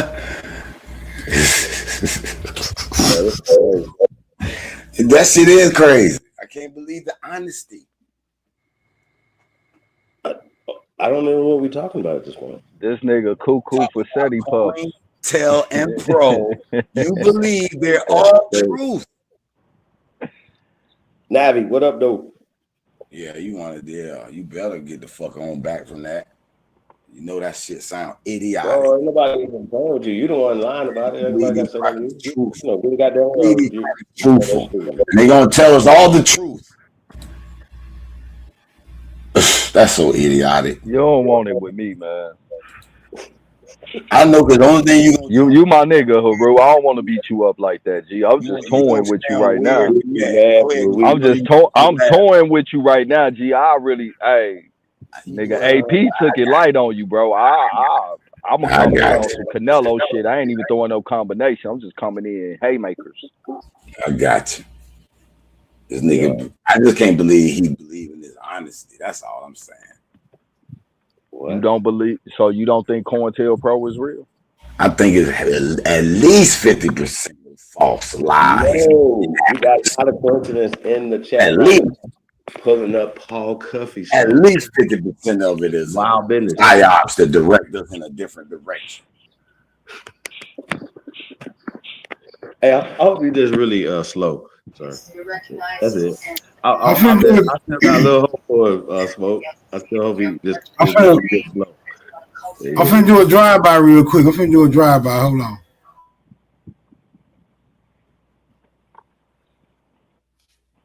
On who?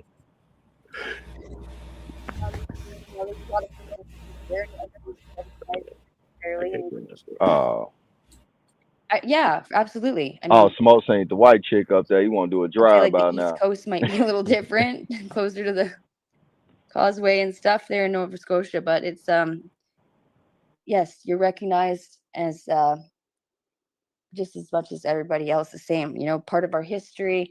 There's a lot of culture blend here. It's beautiful. It's nice having that diversity. We respect I know our cultures. You know, as far as music, food, etc. Yeah. That influences a lot of Canadians. Yeah. You know, and we're taught all this stuff in school too. Or we know we know everything that happened. Well, you know what I mean. As much as we're taught everything, you guys are. It's absolutely just the same as everybody else. We don't look at anybody different, you know. And we're taught everything. Diversity is huge in Canada. Yeah, Canada's a real. Y'all know what he's doing currently? He's What he doing? waging a campaign against the Aboriginal community because every time he come over, he get lumped up, right, with his contention points. Right? He don't believe the niggas was doing shit over here. So now he's slick a Pan African. Now he just recruiting motherfuckers who don't view the information the way we review it. Like he under the impression that when they came over here, niggas wasn't doing shit. That we had to be taught everything by the visitors or the settlers or whatever. Like the narrative. You know what I'm saying? Right.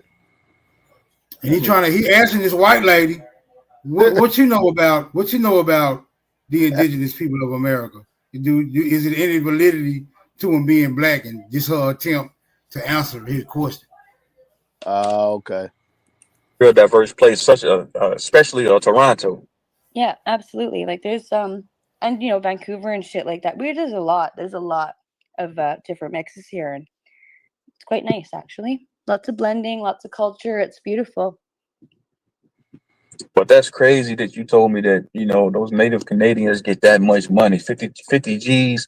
That is, oh my God, Yeah, goddamn. but they blow it. They're irresponsible 18-year-old natives that live on the res with no direction and no purpose, and all they do is get wasted and wreck their shit. So they just spend it on drugs most of the time and drinking, because that's not even included in their school fund. They get free schooling and none of them take it. And the ones that do go really far with it and do something with themselves. But have you ever been to a reservation? It's sad. Yeah. I know about reservations. They It's get sad drunk. here. Even the ones here, even the reservations here. A lot of the Native Americans, they don't buy cheap whiskey. They make cheap whiskey and get drunk. That's all they do. Some of them do have dry camps, so they have to make their own and smuggle it in. Because they have if you have a dry reservation, then it's illegal to have any kind of alcohol, and that's when you have a problem if you have to have a dry reservation. But I mean, most of them should be. But how is that fair to them either? There's a lot of enabling going on. There's a lot of people pointing fingers, and you know what I mean. Like and for good reason. The government has completely taken a beautiful people and just kept them savages in a lot of ways. There's no incentive for them to grow or keep a job longer than a first paycheck. Because out here, we're all about oil money, right? We're that dirty oils and dirty trades, right? We build shit. We cultivate the earth. We get what we need out of it, right? But if you go out on the reservation, if you have to pay $150 for a pickup truck, it's like $250 to $300 for a semi truck to even just go in on the road. You have to pay to go on the road, drive on the road, and then you have to have somebody hired. So if you have an oil rig out there, or you have any kind of job site whatsoever, you have to hire one or two natives. You have to have them legally hired, or you cannot have the contract out there, and you can't have your job running. You don't get the contract. So you hire them, and then they're unreliable. They get one paycheck if they stay that long. And so it's just there's a lot of shit, and then they don't have any penance for it. They just get to do it all over again. They don't even need the paycheck because they get free money, so they can just be drunken pieces of garbage. Wow. So what has your experiences with the natives been like? Has it been like good? Has it been negative? Let me put it this way. They have their own stereotype, like it's their own whole thing, right? Still segregated, right, in their own way, because they haven't had to integrate, and they never were made to or introduced to or have to. And same with the people, how we treat them around here too. It's pretty sad, those two. What Native Americans and you African Americans, whatever you guys want, it's all gone through the same. We've all gone through the same kind of shit, just different.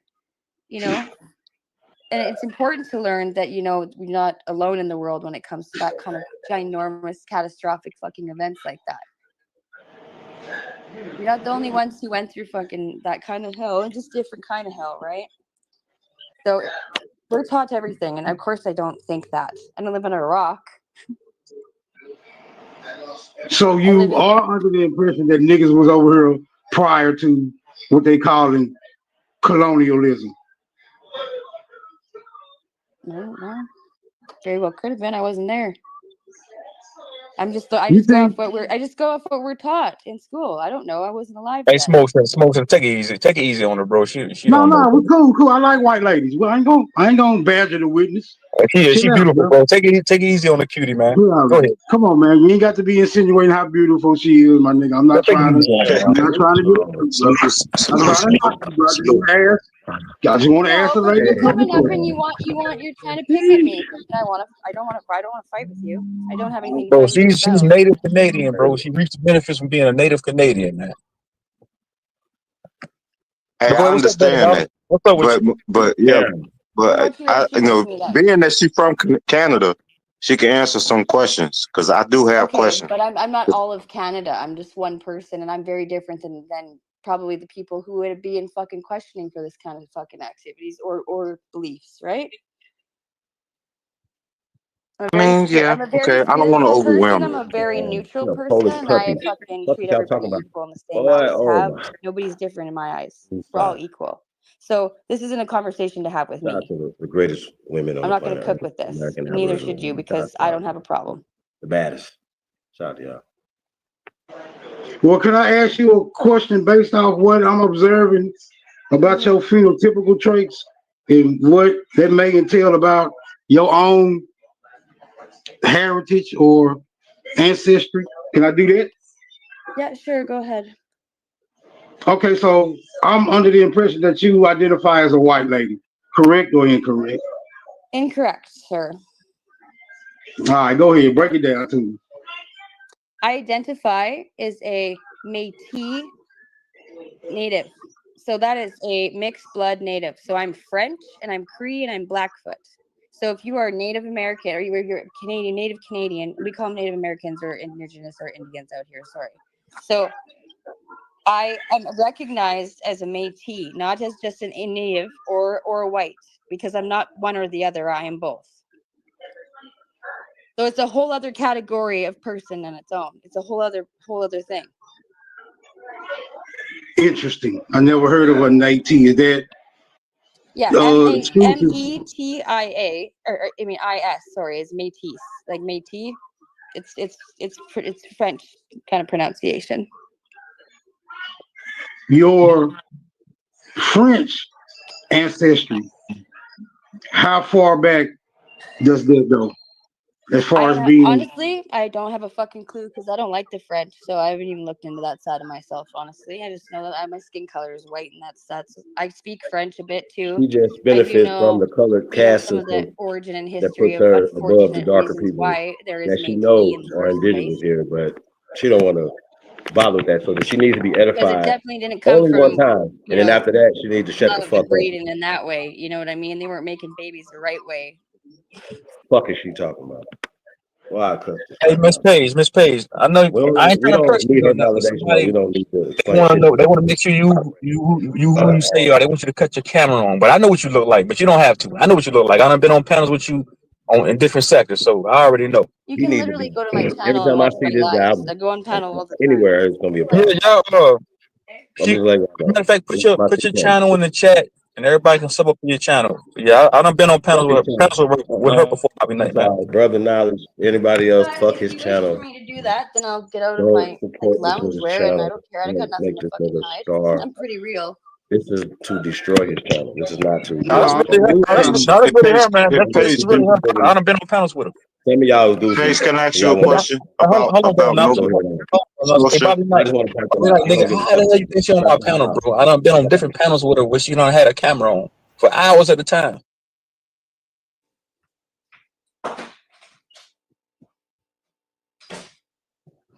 But yeah, man, that's what I'm saying. Like these people, these native Canadians, they got like any percentage of native Canadian in them, they can prove it. They got paperwork. They reaping the benefits from being a native Canadian. If I ask a nigga, hey man, are you reaping the benefits from wearing that goddamn Walmart motherfucking war bonnet? They're gonna tell you hell no. They ain't getting a red cent. They can't even get 20% off a Black and Mild. So Hey, let me Truth Zone. ask you a Hey, question. Truth Zone. Hey, hold on, Smoke. Hold on. Let me say this real quick. Truth Zone.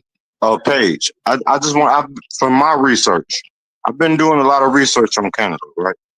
And I to my understanding, during a certain period in history, a lot of the people from Siberia crossed over through the Bering Strait into North America. Okay, and the first place that they had encountered was Canada. Now, there's written history about the indigenous people in Canada who was there already, getting into wars with these people that had crossed over into the through the Bering Strait.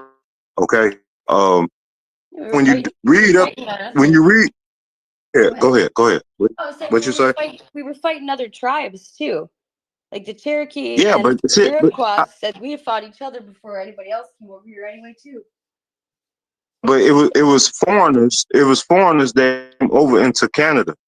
Yeah. They came over into and they with the indigenous people here. You know what I'm saying? Because they was in their own land due to the Mongol invasion of Genghis Khan and all that shit. You know what I'm saying? And The Khanites. there may be some fancy benefits, but they're actually really not benefits. They're really sad. They're just paying for history of fucking us over real bad. They took every kid off of reservations and put them in those horrible schools. Every kid. Horrible. Kids were dying left, right, and center. So we got paid. Yeah, they did. They did niggas like that too. They took everything from us, and they still have to live. Yeah, they did us like that too. They did niggas like that too. So we're not I so understand. different, you and I, you know? Right. Right. Somebody We went through asked, the same shit. hold on, bro. Now, Go ahead, Smoke. Miss Page, somebody asked, did you go to school on a reservation? I ain't trying to bombard you No, with a bunch that's of okay. questions. No, because I didn't live on the reservation, but I have family on the reservation. I spent a lot of time out there. Yeah, I still go out there every once in a while. I never had to go to school out there. It would have been safe for me. I would have got my little ass beat every day more than I did when I went out to visit, you know? Okay. Well, let me ask you this question, Prairie. Yeah. What your content consists of on your channel? What does what does Canada consist of? No, I'm talking about the content on your channel, your YouTube channel. Oh, my content. I thought you said my country. I was like, oh, I don't know. There's a bunch of people here. It's mostly, you know, I like to play trivia and stuff, but I'm very much I'm very gifted. I was born this way, and so I fucking hate being called a tarot reader because that's insulting almost. But I'm an intuitive, psychic, empathic medium with clairs, and I am a healer, and I like spiritual therapist in a lot of ways. But I give people messages, and I channel, and I'll read the cards for those who need visual proof of clarity. So you on some Miss Cleo type stuff? You do premonitions and all that? You do any clairvoyance?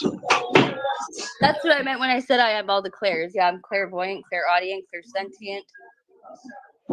You ever brought forth any age-old native people and had a dialogue with them? Well, I do channel people's loved ones all the time. Like some of your passed on loved ones are standing in my kitchen right now because I'm connected to your energy right now. So that's kind of how it works, right? I don't have to acknowledge it. I don't have to say nothing. But when the time comes, it's there, you know? Yeah, tell them niggas I said what's up. Tell them niggas I said what's up. You ever had your ancestry confirmed through your native roots? Yeah, absolutely. One of my guides is a very, very, very tall, very, very an elder, and he's a medicine man / my dad's a shaman. Like we come from a long line of this, and you know what?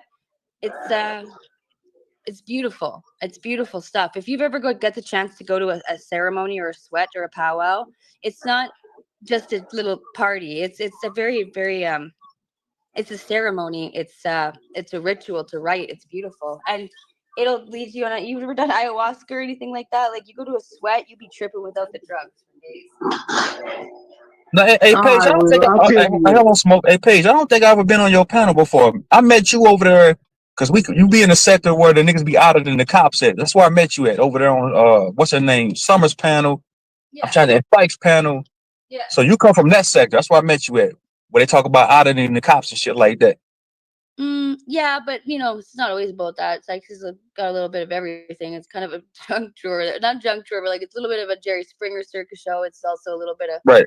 we But I met you more, too. I think, on Summer's panel. Because she's Yeah, more same. like they're more like auditing the cops, like holding cops accountable for their actions. So that's why I ran Yeah. into you with.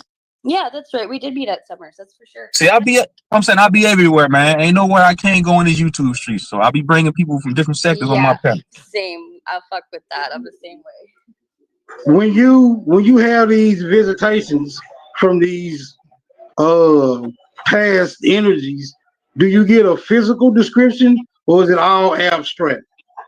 No, it comes in different. They present themselves in different ways to me. So it's I can I get pictures, videos, smells. They talk to me. I can see them differently as they present themselves differently. And the scary thing, there's darkness too that you see, right? So I can see the spooky shit too. But I mean, it's a filter that you learn to kind of weed out. But yes, you can communicate with them. Some of them don't talk. Some of them talk and communicate in different ways. It's a hard thing to explain. So I have to put all this random shit together for a reading or for channeling or for mediumship, and I have to just try to put it together in some sort of sentence form or sense to see if it makes any sense and resonates with you, if you recognize it. And they will give me stuff that you will recognize and connect with them to believe it, right? It's not stuff I would ever know. All right, well, yeah, I was just really pulling up to do a temperature check. I thought you could put some anti-aboriginal rhetoric, but yeah, well, that's what I'm on, Smoke. That's what I've been on. Come on, man, with all the extra protection, bro. I'm not here. No. I'm saying no. I ain't protecting. I'm saying that's what I was on earlier. You should have pulled up earlier. I know you was in the bushes watching. No, I'm actually live right now. I just seen you talking to a white lady and pulled up. I mean, a lady, whatever she called herself. She's Native Canadian, bro. Hold on, Smoke. She's Native Canadian. She reaped the benefits from being such, bro. So a nigga, right? Oh yeah. Which brings me back to one of my original questions. Why did the French visit the Americas in the first place? Since you part French, why you think that? I have no idea. All right, I'm gonna tell you why. But this is my opinion. I can't base this on no certified facts. I believe the French, or what is being called the French these days, because that's disputable. I'm under the impression that they came here seeking benefits, right? So why you talking about she benefiting, getting a check for being a native? I don't benefit. I don't personally benefit. I'm not full blood. I'm Métis, so I don't get fuck all. But hold on, Paige. Hey, hold on, Smoke. But she did convey to hold on, Smoke. She did tell us earlier. Hey, Smoke, hold on, bro. Smoke, hold on. She did say earlier that the full-blooded Native Canadians, they get $50,000. Whatever. How often do they get the 50K, Paige? They get housing. They get it cars. One time when they One time. Okay, they get a one-time payment of $50,000, between $50,000 and $100,000 in Canadian currency once they turn 18. This is for every full-blooded Native Canadian. All right, man. Like I said, I'm just doing a temperature checking. Well, she lining up long as she said niggas ain't the original people of the Americas. With that being said, I'm out. I probably pull up on her page to see what she's talking about, but I'm out. See ya. All right, Smoke, man. We got all right, bro. Now she finally can.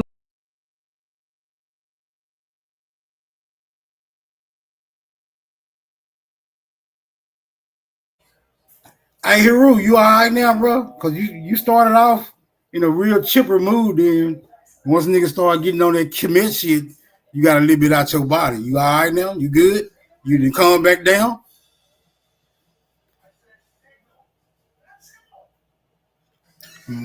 Maybe he praying to Anubis or some shit. He'll be back in a minute.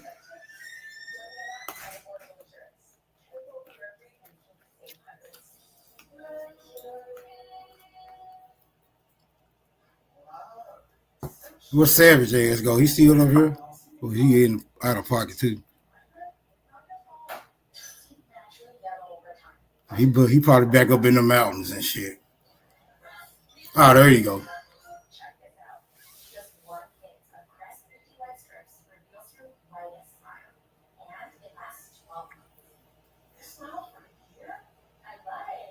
Smoke. Can I you hear hear me you. now? Okay. Yeah. My mic was out. Yeah, I said, man, y'all done sent that man to go get a Canadian shrink. He's seeking therapy.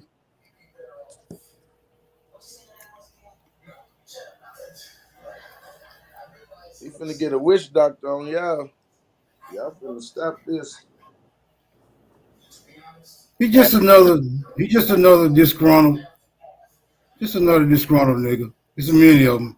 So I encounter them very often. That's just another disgruntled nigga. Yeah, that's crazy.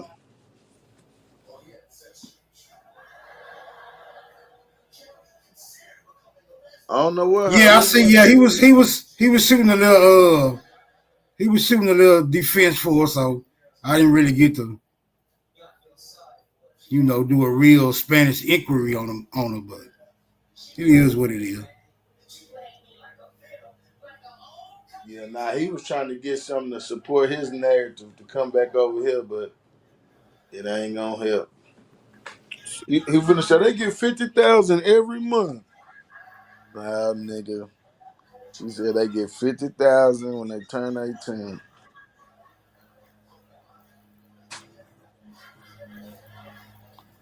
For being a slave to the American Yeah, I'm on government. the impression she's just another confused white lady with no actual certified history, just part of the damn charade.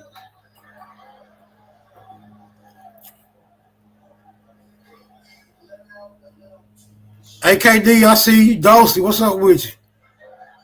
Hiker in this bitch, throwing blows as usual. Mama Chief, I thought you was pulling up. I'm about to go into this mound builders video to pass some time away.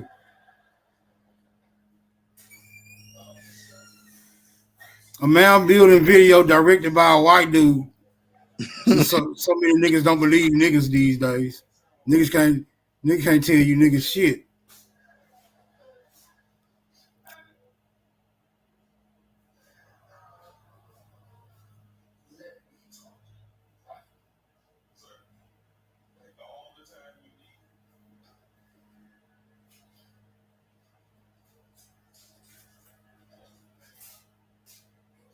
What you mean run? Nigga, stop it.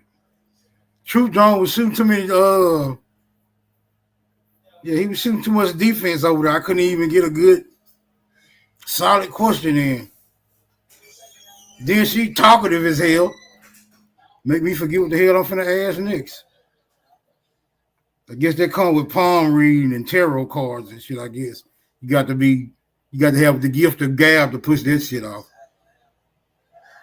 Heck yeah, you gotta talk a nigga up, make them not think about what you talking about.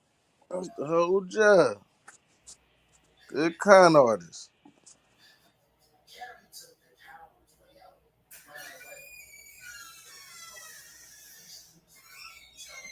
All right, hold on. Let me pull this shit up real quick.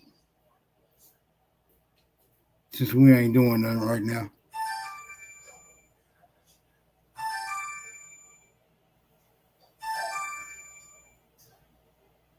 Yeah, that was crazy. She said, I can feel the energy of your ancestors.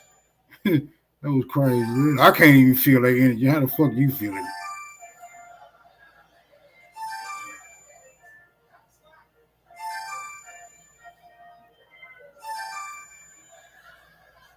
You gotta search within, Smoke.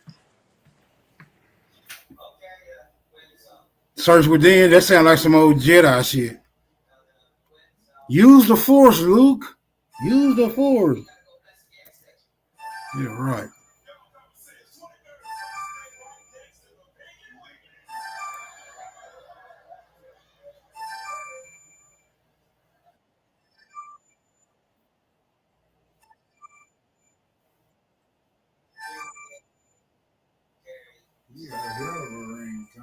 Don't that motherfucker loud.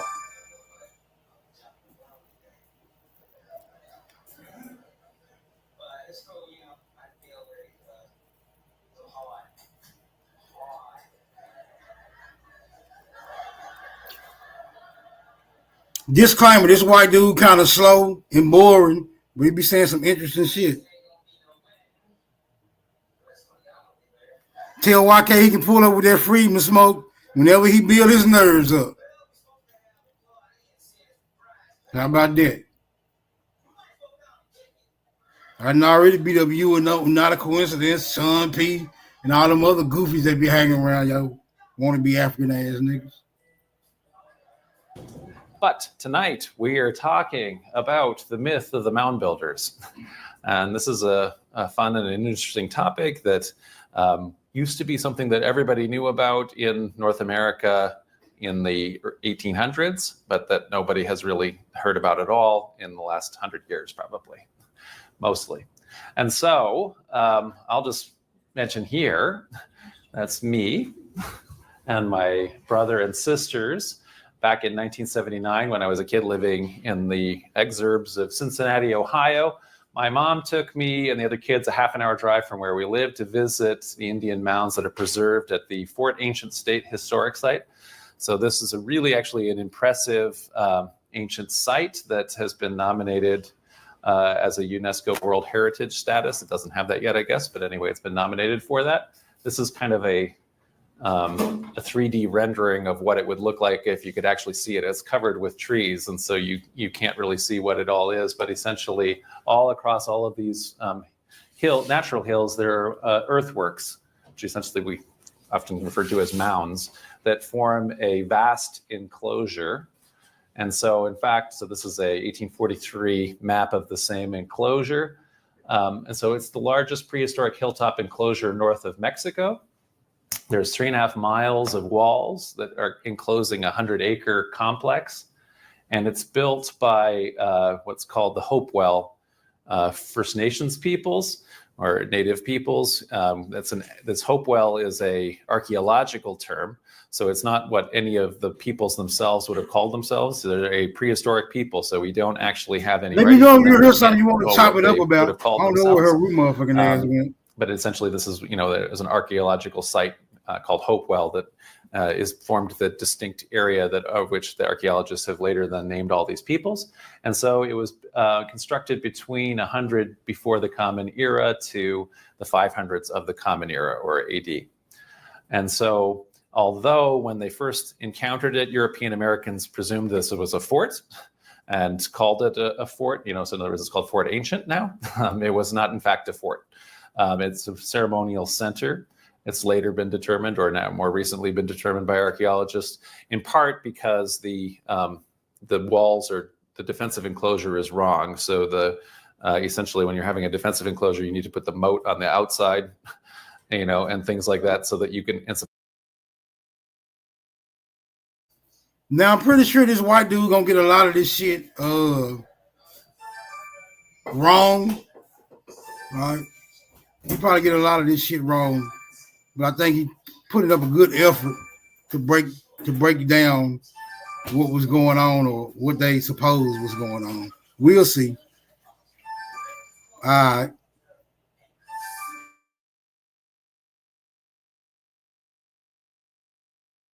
Opposed to on the inside, so that the defenders, anyway, it's built the wrong way for defensive purposes.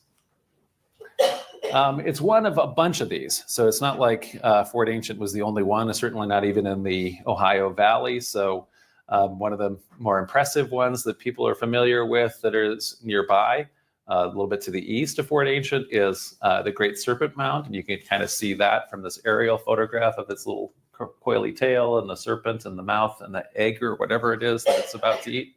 And I see some Haitian smoke in the chat. Hey, Haitian dude, pull up. We can address all your inquiries right here in real time. All right, let me know. The link already in the chat, bro. Oh, this is a great mound builder. I'm not anti-Haitian, my nigga. I say the Caribbeans is Americans too. Just Americans from that part of the Americas. Other niggas say, hell no, y'all really Africans or whatever, but we'll see. We can chop it up. Pull up. Other than that, we're going back to the mound builders.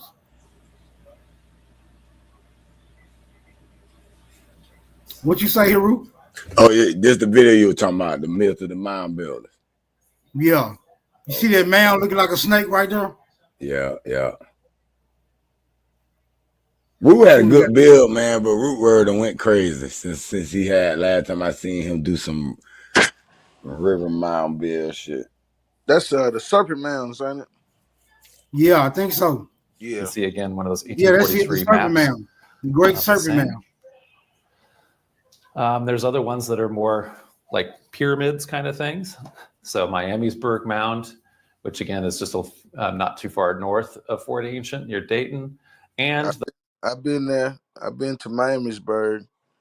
You But- see how he didn't want to admit that those was pyramids? He was like, we got some other ones that's like pyramid-like things. Nigga, it's a pyramid or it's not. Yeah, you just say it. Yeah, you white folks are always trying to reinterpret shit. All right, we get back to it. though these are widespread all across the Midwest, the southeastern United States, and the Great Lakes area here in Ontario, in Canada. And so this one that we see down there is down in Georgia, to northwest of Atlanta.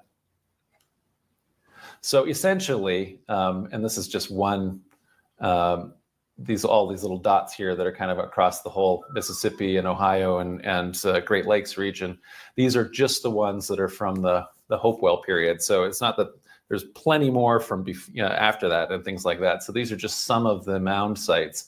And so essentially in the 1800s, when European Americans in the newly independent United States Republic crossed the proclamation line that the British king had prevented them from crossing in terms of settlement, and began to kind of pour into the Ohio River Valley and started settling, they immediately realized there were all of these mounds everywhere. And they found them all over the place, and actually they immediately began destroying them. And so one of the things that happens, and so there don't exist anywhere near the kind of numbers. Some of the most impressive ones have been preserved, but largely farmers just immediately started breaking them down and plowing and things like that. So in a lot of cases, they're all lost. So the situation at that time this is many, many centuries after the Columbian Exchange. So after contact between the Eastern and Western hemispheres are renewed. And so after what had really been centuries of decimation from disease. What you got on it, Moten Gator? I seen you slide up in here.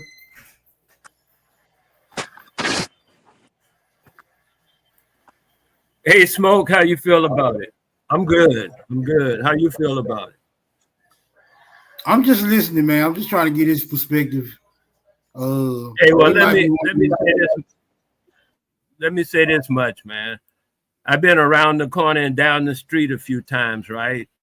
In the past few days, talking with people in different sections of the area. And a lot of information is being spread around, and people are playing a lot of stuff. Like before, I'd even told you once somebody was playing one of your one of your tapes. So it's being discussed. I'm just saying it's being discussed around in all kind of locations now, and I think it's good for the conversation to continue as much as it can be in a decent manner, because what we're doing is we're building our future. And I know a lot of people say, why we got to look at the past, but we're not looking at the past. What we're doing is we're actually building our future by using the past. But you got to build on the last brick and then build it up. That's what building is about. So you take one brick that was already there and you put another brick on top of that one, and that's how stuff builds. So I'm thinking that's what we're doing in these days and time, is the people are gathering under the different groups, because they function in this sort of thing, sort of like tribes. And some people just look. I told you, I think 2 weeks ago, my people reported my genealogy said there was no slaves in my people. I already had that in my mind, but then now they went and proved it. It took them years to prove that. but it was already in my mind like that. That's how I've always played the game, right? So I'm just saying, right now, I think more people are coming into the reality of what is real. And some people are having what they call cognizant dissonance, where if you don't agree with them, you're automatically wrong. And they are mostly the younger people. And I hear them admit sentiments that are contrary to what they say their bottom line is. Their bottom line is for our people to move forward. Yet they want to throw a can of black paint on all of us and then say we all black, we should be all the same. Because I threw black paint on you, you're all the same now. That's not how this is going. It's not like that. So I just thought I'd bring that so we could see or feel some encouragement about what you're doing and what others are doing. We can feel encouraged. Yeah, for sure. This was and let me add this, that I'm not diametrically opposed to a good bill, but in these parts, damn near everything come with a fight. So to avoid the building process to just cease altogether, I'm making a valiant attempt to teach niggas to learn how to fight. Not to teach niggas how to fight, but to teach niggas to learn how to fight. See, it's a difference. So if everything comes with a fight, yeah, nigga, learn how to fight. Then we can get back to the bill after whoever gets beat the fuck up. All right, we getting back to it. And also their loss of their lands for both agriculture and also hunting grounds to the colonists, and of course warfare, both intertribal, but then very seriously against the colonists. First Nations peoples of Eastern North America then in the early 1800s were in a condition of what had become essentially permanent crisis, existing essentially as bands of displaced refugees, at least in the immediate area across where we're talking about in terms of settlement. The European settlers, therefore, couldn't believe that given the condition of these impoverished survivors, as you would look at the Indians that they knew and encountered, they couldn't imagine that these are descendants of civilization that could have been so vast and so populous and so great that it could have had so many, enormous towns and cities that seem to be implied or were implied by the existence of these mounds. Were they burial mounds? The question is, were they burial mounds? And the answer is that the burial is one of the things that they're used for, yes. So there's all kinds of different functions of the mounds, and some of the things are, but a lot of them are burial, yes. Okay, so in that time period then, as the European Americans are thinking of this vast ancient territory, they're trying to come to terms with what was this lost civilization? Who made all these mounds? Since they don't think that the Indians could have made them. And so there's a poem here by William Cullen Bryant in 1832, and I've included the whole thing because he really tells exactly what everybody is kind of thinking at the time. So he writes, "As o'er the verdant waste," so this empty space, in other words, it's all green and everything like that, but it's waste in that there's no people here. "I guide my steed among the high rank grass that sweeps his sides. The hollow beating of his footsteps seems a sacrilegious sound. I think of those upon whose rest he tramples. Are they here, the dead of other days? And did the dust of these fair solitudes once stir with life and burn with passion? Let the mighty mounds that overlook the river or that rise in the dim forest crowded with old oaks answer." So they know there were people here. The mounds are telling us that. "A race that has long passed away built them, a disciplined and populous race. Heaped with long toil the earth, while yet the Greek was hewing the Pentelicus to form symmetry and rearing on its own rock the glittering Parthenon." So while Greeks were busy in classical Greece, this race, this mysterious lost race, was making these mounds. "These ample fields nourished their harvests here. Their herds were fed, when haply by their stalls the bison lowed and bowed his main shoulder to the yoke. So I guess you imagine domesticated bison were maybe how they were doing their agriculture here, right? All the day this desert murmured with their toils, till twilight blushed and lovers walked and wooed in a forgotten language, and old tunes from instruments of unremembered form gave the soft winds a voice. The red man came. The roaming hunter tribes, warlike and fierce, and the mound builders vanished from the earth. The solitude of centuries. Y'all heard that bullshit ass poem? Trying to justify the mound builders being gone while the Native Americans say they don't know who in the hell was responsible for them when they supposedly got here, which I don't believe. They came through no damn Bering Strait thousands and thousands of years ago. But anyway, I think they're just waiting for them to sweep shit under the rug. But we'll continue. Untold has settled where they dwelt. The prairie wolf hunts in their meadows, and his fresh dug den yawns by my path. The gopher mines the ground where stood their swarming cities. All is gone, all save the piles of earth that hold their bones, the platforms where they worshipped unknown gods, the barriers which they builded from the soil to keep the foe at bay, till o'er the walls the wild beleaguerers broke, and one by one the strongholds of the plain were forced and heaped with corpses. The brown vultures of the wood flocked to those vast uncovered sepulchres and sat unscarred and silent at their feast. So anyway, so we're seeing here there's a lost civilization. It has amazing cities and everything like that. Eventually they're in defensive against a marauding warlike culture who he's assuming is essentially the ancestors of Native Americans, the red man. So in other words, this particular race, you can see here already in this very racialized ideas that are just inherent in everything in the 1800s in Europe and North America. So happily, he's indulging in even more kind of fantasy here, the poet. He is imagining happily some solitary fugitive lurking in marsh and forest till the sense of desolation and of fear became bitterer than death, yielded himself to die. Man's better nature triumphed then. Kind words welcomed and soothed him. The rude conquerors seated the captive with their chiefs. He chose a bride among their maidens, and at length seemed to forget, yet ne'er forget, the wife of his first love and her sweet little ones, butchered amid their shrieks with all his race. So he's the last of this mound builder race. He's a refugee. His children, his wife have already been killed. Now he comes back among the conquerors, the Native Americans, who are living, without civilization, but on the ruins of this guy's civilization.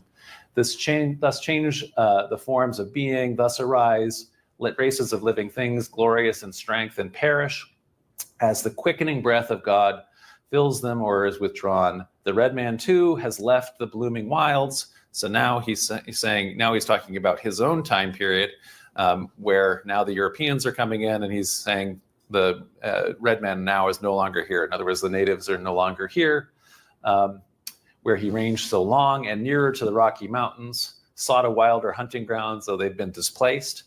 The beaver builds no longer by these streams, but far away on waters whose blue surface ne'er give back the white man's face among Missouri springs, and pools whose issues swell the Oregon. He rears his little Venice. In these plains the bison feed no more. Twice 20 leagues beyond the remotest smoke of hunter's camp beams the majestic brute and herds that shake the earth with thundering steps. So in other words, those have all been displaced, and lots of the native wildlife have been displaced here by the white people coming in. The earth thundering with steps, yet here I meet his ancient footprints stamped beside the pool. So he's seeing the remains of them, but not them anymore. Still, this great solitude is quick with life. Myriads of insects, gaudy as the flowers, they flutter over, gentle quadrupeds and birds that scarce have learned the fear of man. And here, and sliding reptiles of the ground, startlingly beautiful, the graceful deer bound to the wood at my approach. The bee, a more adventurous colonist than man, with whom he came across the eastern deep, fills the savannas with his murmurings and hides his sweets in a golden age. within the hollow oak. I listen long to his domestic hum, and I think I hear the sound of that advancing multitude. The bee is often a symbol of industry, especially in the 19th century. It was the symbol that Napoleon used to kind of talk about industry too, which will soon fill these deserts. So the white people are coming with their industry to fill this verdant desert. It's a desert only in terms of there being no people. From the ground comes the laugh of children, the soft voice of maidens, and the sweet and solemn hymn of Sabbath worshippers. The low herds blend with the rustling of the heavy grain over the dark brown furrows. All at once, a fresher wind sweeps by and breaks my dream, and I am in the wilderness alone. So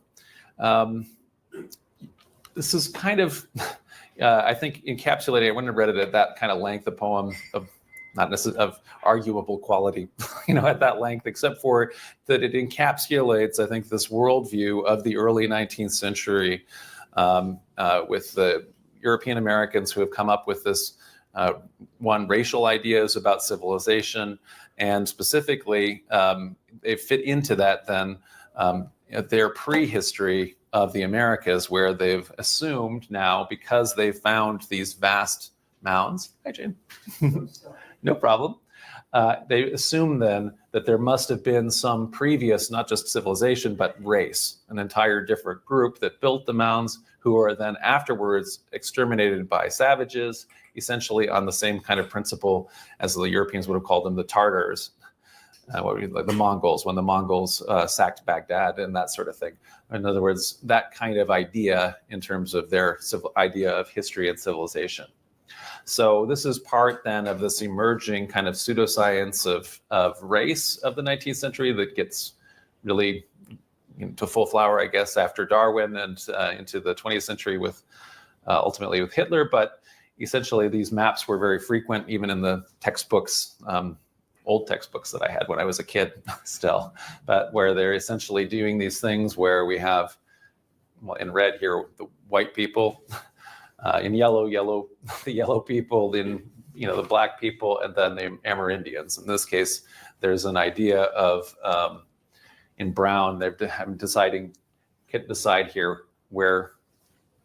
So some of the Turks are in red, so some of the Arabs are brown, as are Indians. So it's confused. They're still deciding in terms of their racial categorization based on, let's say, Indo-European language groups and things like that, as they're trying to make up these artificial categories for 19th century races. Yeah, and so then not too many people, right? And that's what they're kind of trying to say there. But they're already eliminating, by the time this map is made, they've eliminated natives from most of North America, right? So they're showing that there are lots of former slaves in the South or whatever, but they're not showing so much Amerindians. The Amerindians are here in Mexico, and you know what I mean, according to this map. Okay. This is, even though I've said that this kind of mound builder idea in general, it was absolutely ubiquitous in the early. Who had an objection? I heard somebody say something. That was me. That was me, Smoke. Okay, so the Amerindians are the indigenous, well, now they call them the indigenous people of South America, like my people from Guyana. That's what they call them. And if they mix with, if they so-called mix with African, then they call Dravidians or something like that. But the Amerindians are what they call the indigenous people of South America, which later on really is just the mainland American people, our people. But that's all. Carry on. Because he was saying Central America, but I know they say that in South America. All right, let me ask you, who you saying the Amerindians is? The Amerindians are us, the original indigenous people of America. Okay, but did he just say the Amerindians came after the Native Americans? Oh, I don't know what he said. Nah, I didn't hear that part. Yeah, I think he said that, but I ain't gonna rewind it. 19th century, in the 1800s, it was kind of slowly dying out. And nevertheless, there's a 1963 movie that I remember watching as a kid one Saturday afternoon and being kind of amazed by, called Kings of the Sun. George Chakiris, is that how it's pronounced? I don't know. Anyway, the guy from West Side Story here with sporting quite a do for an ancient guy. He's prince of a more civilized and clearly whiter people who arrive by boats in North America, and they begin building a city with the great earthworks. And then they immediately get into trouble because the more savage and natives that are already around, they're led by Chief Black Eagle, who clearly is meant to be an Indian, played by Yul Brynner. Essentially, this is kind of essentially still telling this kind of tale as recently as 1960s kind of epic. So I want to, as we're doing this, kind of deconstruct some of the European lenses that we have, especially all the way back to the beginning. Hey, Jamaican dude, I see you down there still boxing in the chat, man. You gonna pull up or what? Let's address your concerns, brother.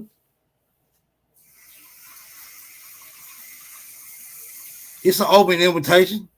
Hey, y'all don't time him out. Let him build his nerve up so he can pull up, see if he can deal with a significant amount of smoke. Because you have your farewell in the chat. That's just, you're a keyboard warrior in the chat. See if you can match this face-to-face energy. But other than that, power to the motherfucking people. We get back to it.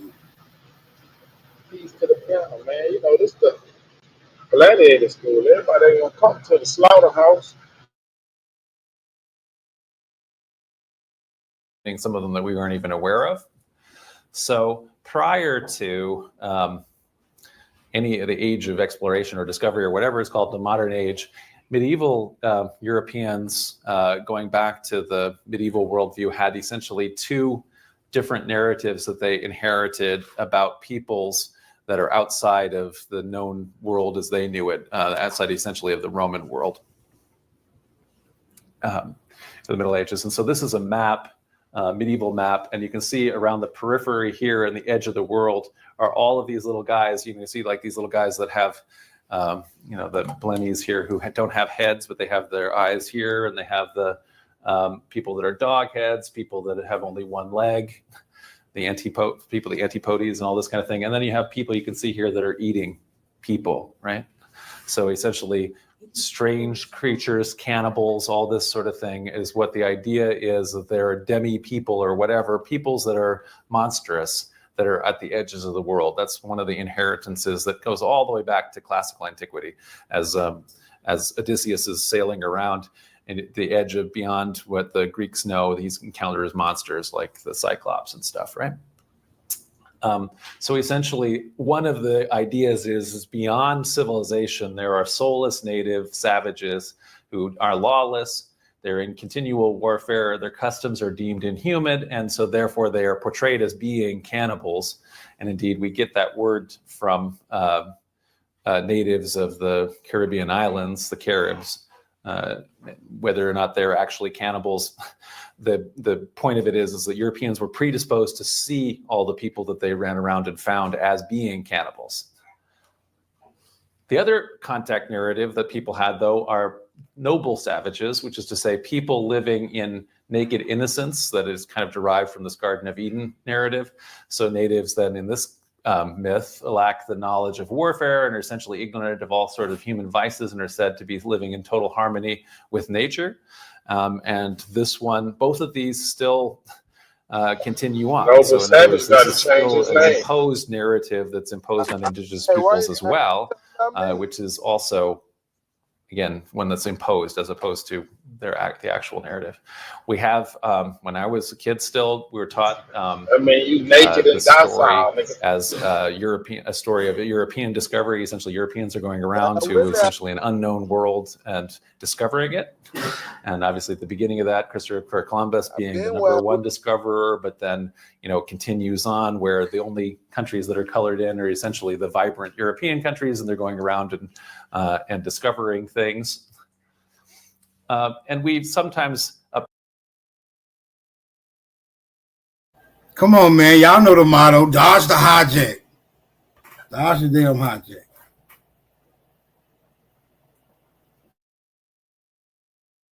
Well, he mentioned my bloodline, that the noble savages. He put a little, perversion on it, talking about we was just naked and all that like that. I mean, but don't get it wrong, you know what I'm saying? Niggas walk around with shorts and they shirt off all day. So, I can't help it, they ain't accustomed to our culture. But Well, we he don't said wax y'all had no knowledge of warfare either. well, he's gonna say that because he wants to paint the narrative of, the savage narrative that we was not capable and that the white man came and did something. See, that part right there that goes to the Kemetic gods and all these niggas that believe the slave narrative. But the truth is in the key in the words you say. There's no way that you can be a noble and an uncivilized person at the same time. It just doesn't make sense. Niggas rocking gold teeth, gold chains, emerald bracelets, emerald. Right You know what I'm on, brother. saying? Right on. I'm dodging the Yeah. hijack. Say less, brother.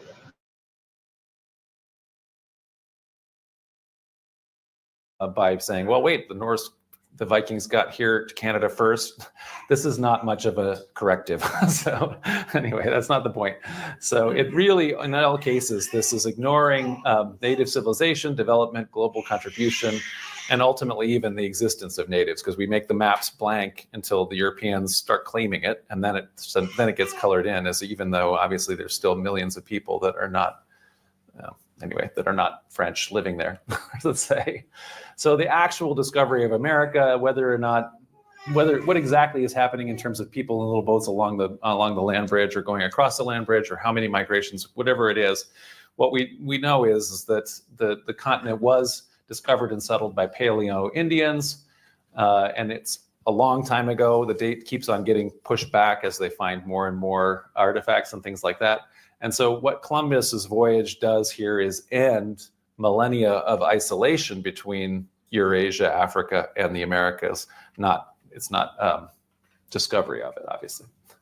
And anyway, as a result of that, that results in what some now tends to be called the Columbian Exchange, where Eurasia, Africa, Europe, Asia, and Africa essentially get all kinds of things from the Americas that were not in Eurasia and Africa, and the Americas get all kinds of things that were not in the Americas, right?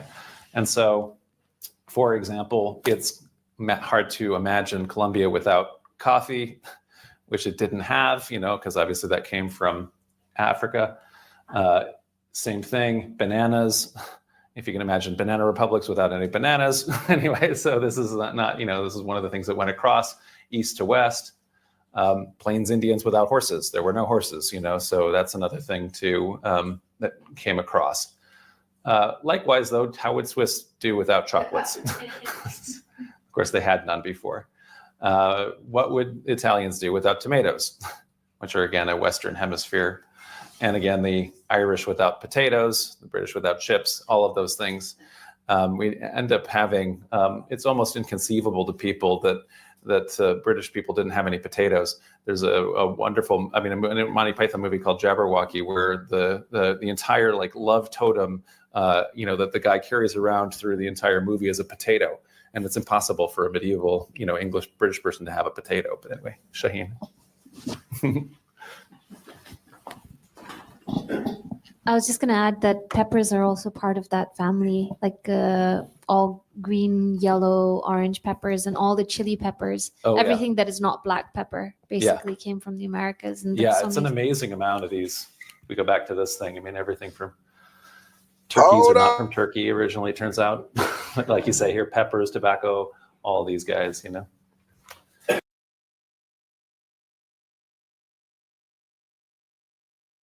What happened, bro? I think he called the Holy Ghost. The peppers triggered that nigga, or was it the potatoes? Which one was it? The peppers or the potatoes? That nigga came out of his body. Come on, man. Your audio. I'm going back to the video. Just holler if you hear something else. Corn. Oh, there's another question. Sorry, Yes. for First Nations people, we call them the 5 white gifts of things that and they are actually white. So like flour, sugar, milk. I don't know what the other 2 are. Okay. But from a food perspective, we call them the 5 white gifts that we never had. Oh, before from the West. Yeah, cool. I have not heard that. So here's another one. So this pipe here, right? So it's hard to. Anyway, the Eastern Hemisphere's adoption of native Western plants and other products was completely transformative. And so anachronisms are pretty inevitable because people are hard to believe that you didn't have these things before the exchange. One of the things that happened was a massive economic change. So Spain alone extracted 180 tons of gold and vastly more tons of silver from the Western Hemisphere, which caused just this crazy increase in the amount of currency that they had since Europe was on the gold standard and silver standard. And so it caused an ongoing, essentially commercial revolution in Europe. And so in this kind of then European narrative that we have, that we inherited from the age of discovery, there's this idea that essentially Europeans are going around discovering things and filling a void that didn't actually exist because, in fact, in 1492, there were anywhere between 40 and 100 million. It's hard to know exactly people already in the Americas, and so it was simply not a void. That's not the correct narrative. Pre-exchange reality. In 1492, the Western Hemisphere is thickly inhabited by thousands of different peoples, each of whom have their own culture and language. Because of this extraordinary linguistic diversity, it argues that there maybe were multiple migrations of Paleo-Indians, because it's very hard to imagine that it could have branched off into so many different languages. It takes a long time for languages to evolve like this.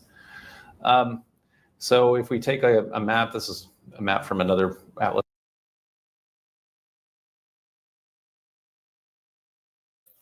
Do y'all acknowledge that multiple language scenario? What you mean? I mean, to me, when you say all these different languages, it gives me the impression that there was a lack of communication between various indigenous groups at the time that these visitors were said to arrive.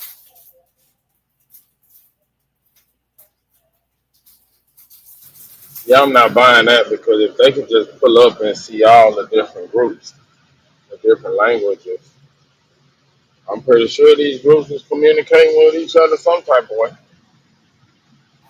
Now, I agree there may have been some different languages, but like these,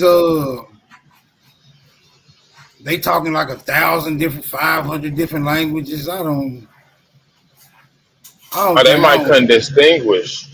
Like, you know what I'm we saying? got a different and lot dialect, but we speaking the same language, but they might think we speak in a different language. But we can understand each other. We just locally develop our own shit. Right, y'all. This is what I'm under the impression that even the people who was speaking different languages already had means by which they could communicate with outside groups that probably didn't speak the same language. But for the most part, I'm saying the indigenous people was able to communicate with one another effectively. So I ain't just going with the California niggas couldn't speak to East Coast niggas by no, you know what I'm saying? Like, there's this huge language barrier, you know what I'm saying? Yeah, That's that's my, crazy. yeah. Because they can pull up and then walk around and see the different people. Go ahead. What's up, Drake? But Smoke, all I want to say on that, is like, yeah, because when you look at the different linguistics of people who how they talk in New York, and how people talk in the South, and how people talk in the Midwest, and how people talk on the West Coast. You know, everybody have a different type of way of talking. You know, like in St. Louis and in the Missouri area, all them people, they say her and their. That they're the only people that talk like that. You know, New York niggas, they're the only people that talk like how they talk. Or them East Coast cats. Country niggas from the South, they talk different.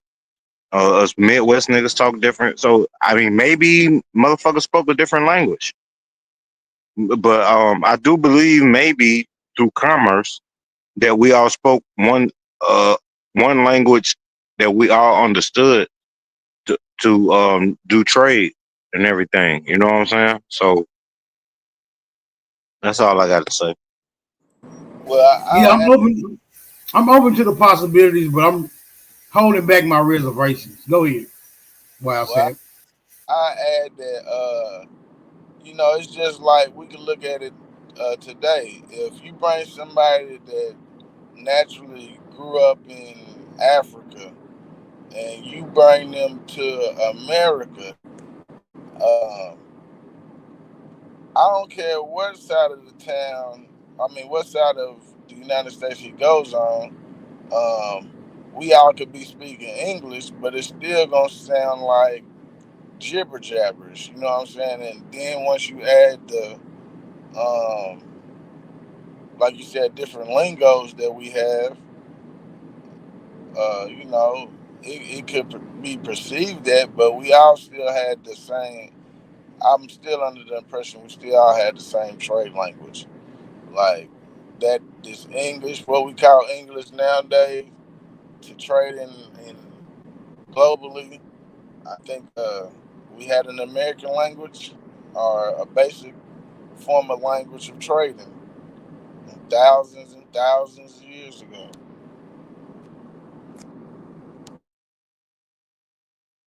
Now, I ain't gonna lie, I seen a video of a South Carolina nigga. I seen a video of a South Carolina nigga talking fast. And the only word I understood was motherfucker.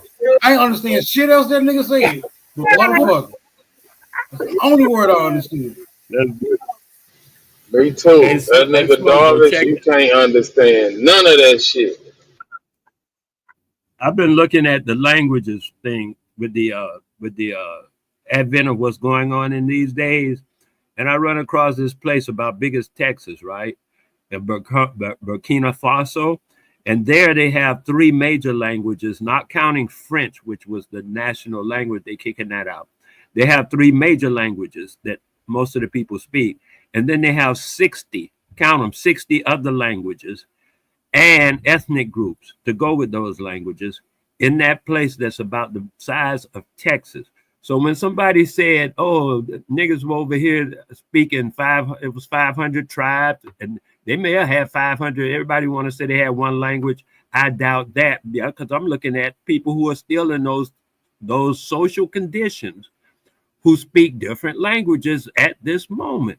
So I'm saying, yeah, some stuff was routed out and languages will come proud and all kind of trauma or whatever happened in people's lives. But one must understand through get some kind of understanding about what our own people were doing. And we don't seem to have that understanding except through the European. And I'm saying there are other examples so that we could have more understanding of possibly what our people were doing until we catch up to where we catch up with what they were doing and they catch up to what we are doing. There's that point, and we reaching it fast, man. I didn't think it'd be this fast, but we reaching it fast. And I'm usually very optimistic. But we're moving fast right now.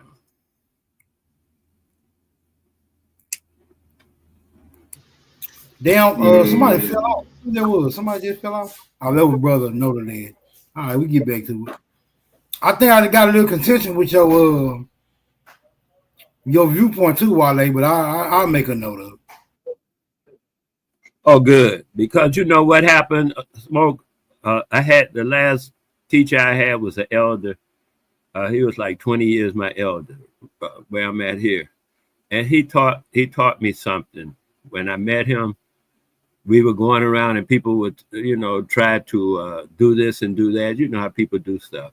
And both of us had the same response. Neither one of us fought. We had the same thought in our mind. I don't fight people. I kill people. That was his thought, same way. Okay. Carry on. Next play. Of world history that I have, which is essentially it's also has some different biases, but essentially it's making empires into, this kind of brown color, and then kind of post-imperial states in this blue color, and then, sophisticated states that are agricultural in this other brown color, and then hunter-gatherer states in this kind of green area. But anyway, essentially there are large, sophisticated states in the Americas as of contact. So there's a vast diversity in societies and cultures, and it's paralleled by spirituality.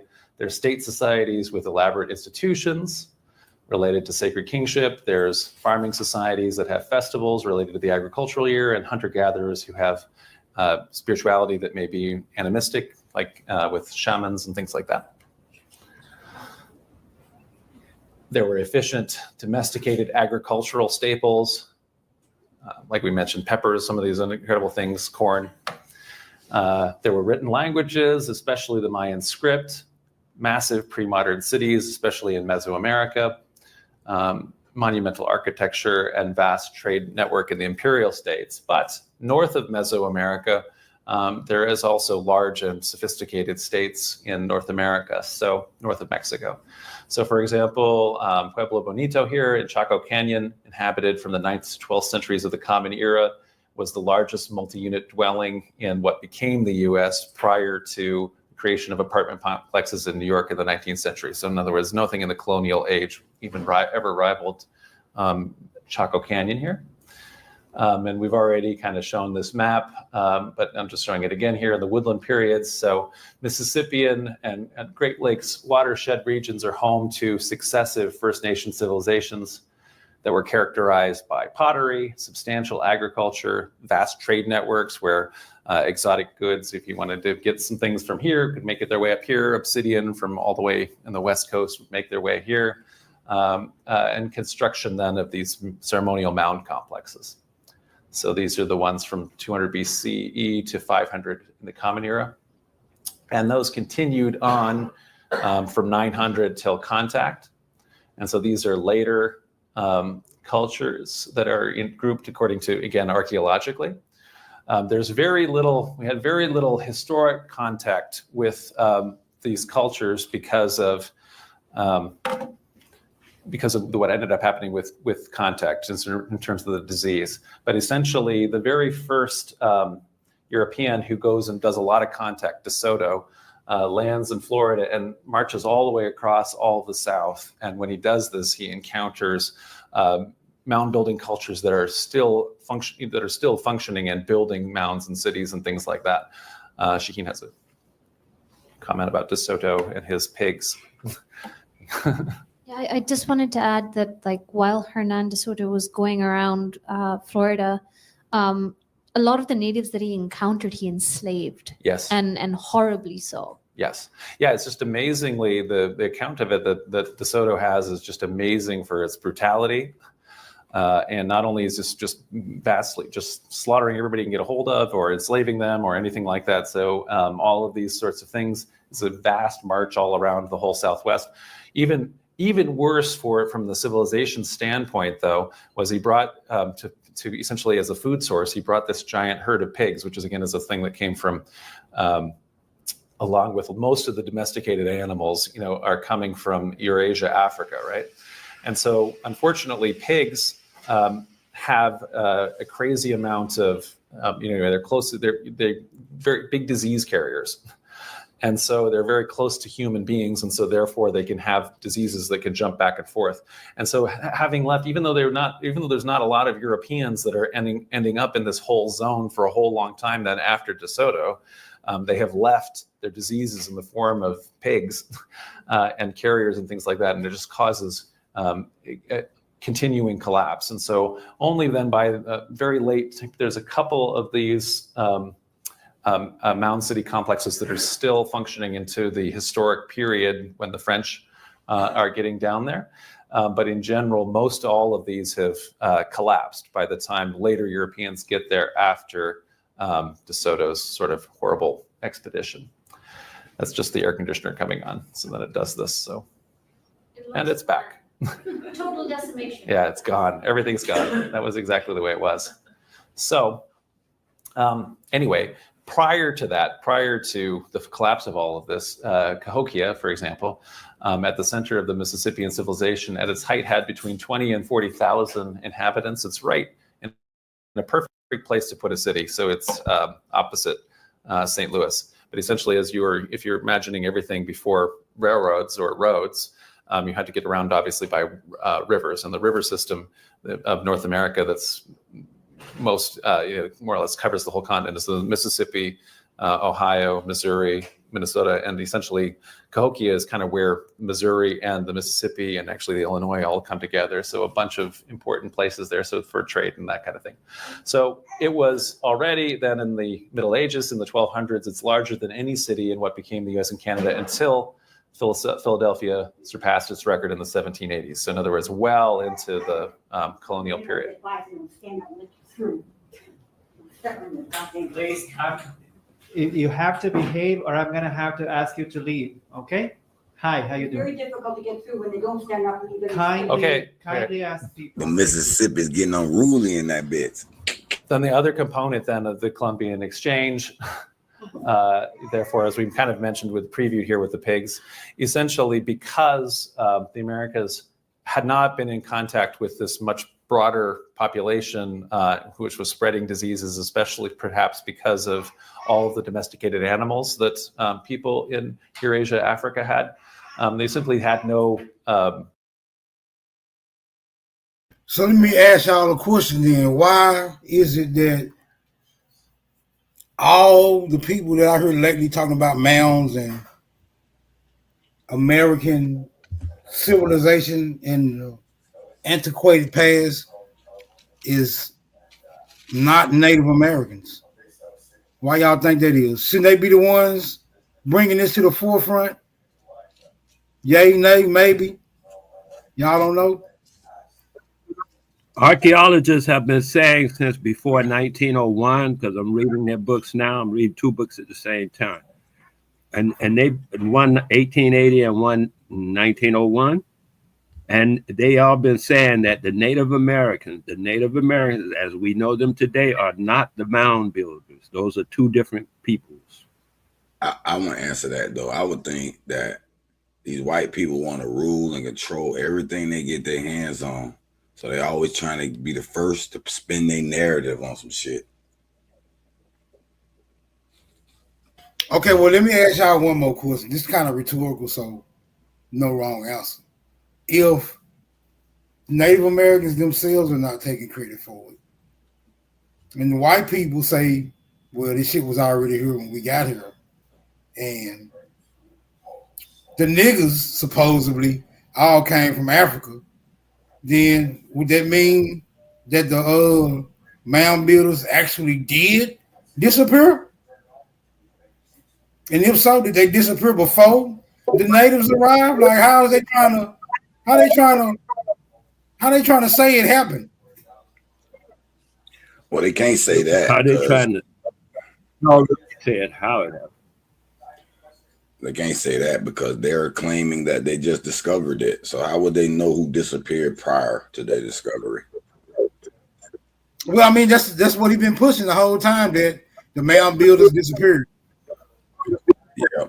I guess it's why I was getting ruling in that bit. They had to call the police in that bit. Because people were like, no, bro, you lying. No, there was some lady. She was like, motherfuckers getting in her way or something. The limitations that they normally put on the ancient people because of their own limited technology and technical scientific concentrations.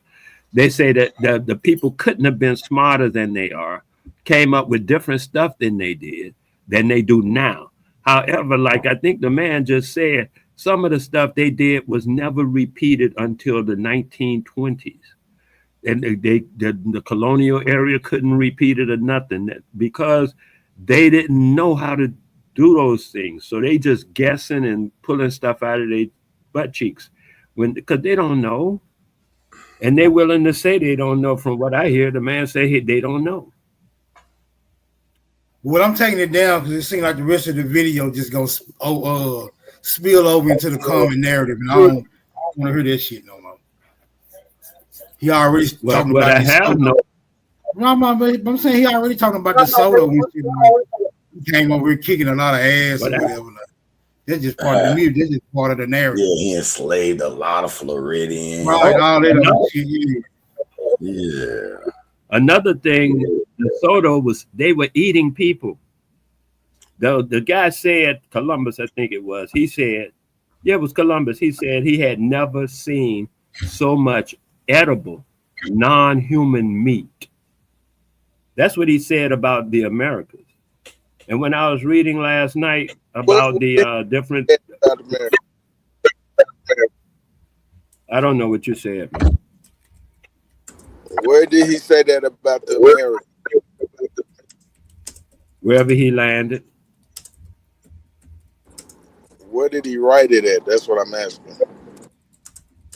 Oh, and his original, they say his original letter. Which one? The original one? He wrote several letters. Okay, so I'm not an expert on him. I don't know, what color drawers he wear on Tuesday, man. I don't know certain things about him. I said what I said, and you can do with it as you will. What is this? I don't need that. I'm trying to find the letter that goes with the story that you're saying. Okay, check it out. See what you think. You said you just read it.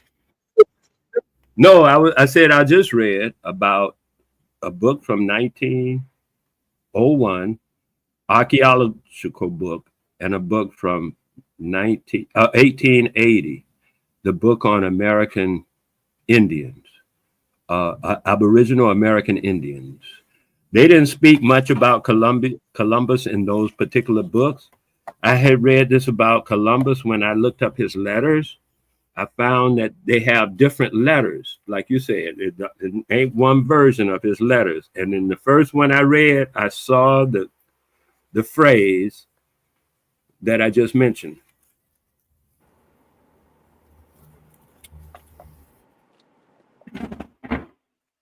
Like the guy, there was another guy that just came through too. American Indian Aboriginal book. This American Indian Aboriginal book. The exact name, hold on a second. I'll tell you the exact name of the book. I was just reading it last night, but I had to turn my computer off. So I have to draw it back up again.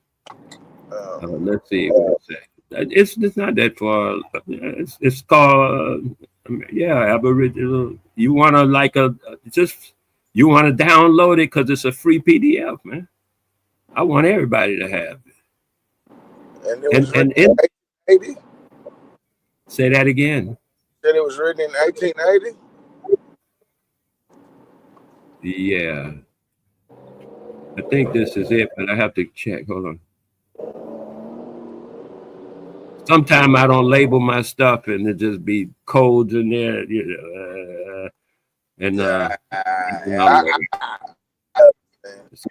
I'll look. I'll keep looking. Hold on. I'll find it, man. And what's your name? I'll mention it as soon as I find it.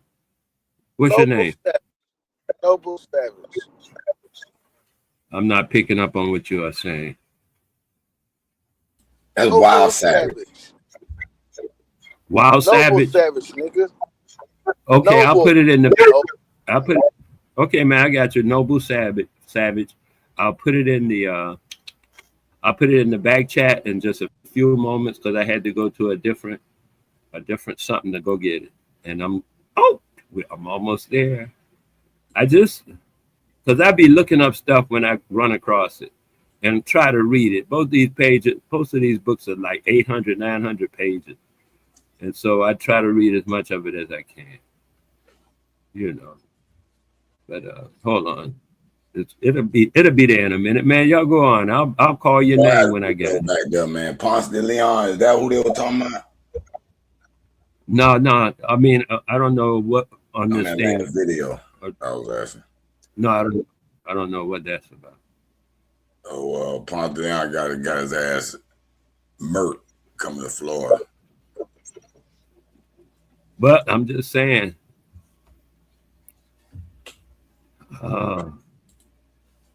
The original Columbus reports, I got them too.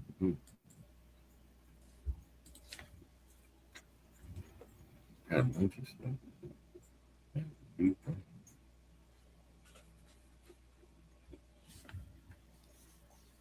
So that's my understanding that the people did go south too. It was a lot of, they keep saying that they brought a bunch of Africans and deposit them in, what's the name of that place? Brazil and all them places down that way, South America.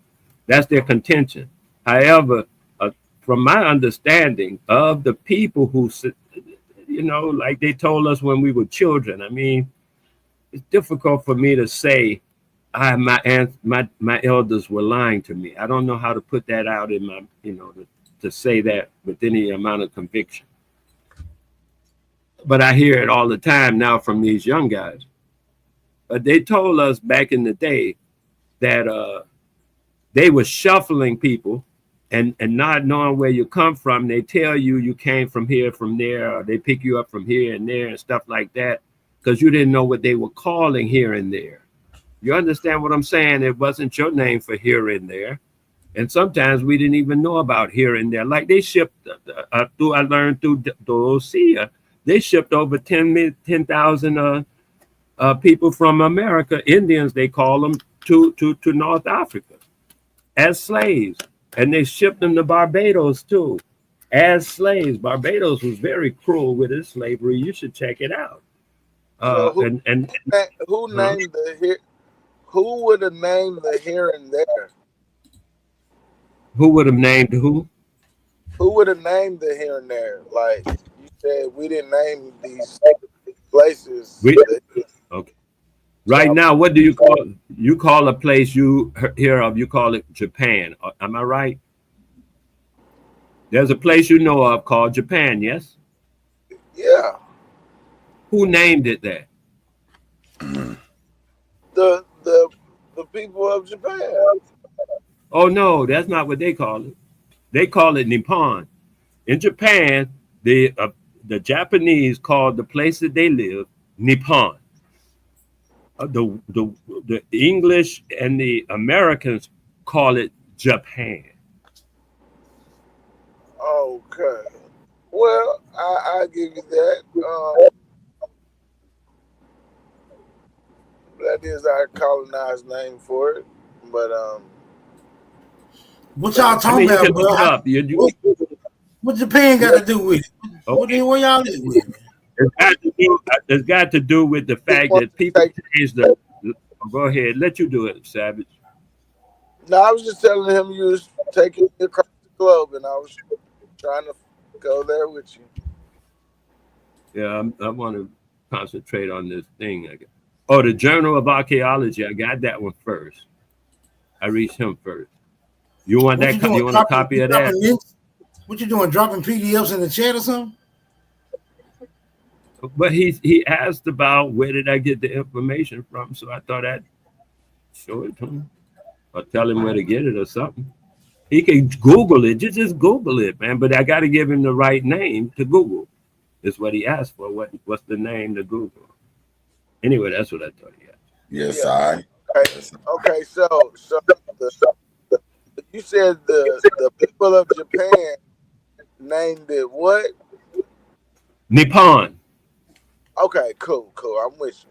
All right. So now in that same scenario, who named America America? My understanding is The Westerners, the ones that came from Europe, the Europeans. That's my understanding, and that's what I'm working with right now. The colonials named it. And I'm going to tell you why if you want to know why. Well, before I want to know why, I want to say it goes against your logic of what you just explained to me, brother. No way that coming to name another place, brother. We had to name it, and we had to call ourselves America. I'm saying here, listen. Okay, I'll tell you my reasoning when you're finished. I thought you were done. That's it. I'm done. Go ahead. The place as just east of us, that big ass continent that we know as Africa. Yes. Where you think that's what the people call it? That's not the name the people were calling it. The cracker took that. Excuse me. I didn't catch what you said. I'm sorry. No, I was going to say, no, they don't identify the whole continent being Africa until they get Americanized. They got colonialized. That not just America, colonialized. The colonials work together in a corporation. Well, when you say colonial, brother, my understanding and from the research that you said you've done and the research I've done, the colonizers would have been the civilizers of these places would have been the Americans. I don't understand what you're saying. I'm not following. And why they all got American names. Africa is an American name. Japan is an American name. They're not necessarily American names. It's not indigenous. That language is not indigenous to nowhere but here. No, cousin. I'm saying it's not necessarily an American name, Japan. It's a Western European name that they put on that place, and that's what they call it. The Europeans call it Japan. The Japanese call it Nippon, the same island. What do niggas from America call it? Japan, because niggas from America speak English. Niggas from America speak English. So you call it Japan. I said that when I asked about the name of the place. It is not American English nigga language? Not as far as I know. Well, when did it stop being our language? I don't know, cousin, but I had to learn English. When I was a child, the people around me, the children, we didn't speak English. We spoke Geechee. Even Geechee is a form of broken English. That's what you say. I'd say that's what you say. I don't agree with that, but you can say that. I don't have English, so-called English words in it. Of course it does, but so does Arabic, Japanese, Chinese. Use English words periodically as they are necessary in whatever language. Well, brother, it's English. You can use Arabic in the English language here. Arabic is being used. The word assassin, all kind of words in English. Because again, it goes to show that the nigga created it, brother. Why you give it to a cracker or a European? Hey man, if that's what you want to say, run with that. I have no objection. It's just not my understanding, as I said initially to the question. It's not my understanding. I mean, how you don't understand? What white man you see come in and do anything? Say that again. What white man you see come in and do anything? Come in and do anything? Yes, sir. Well, they're doing something right now, so let's try that. Okay, what are they doing right now? You don't know? I'm asking your opinion, brother. I have no opinion. I just see what's happening. You said they're doing.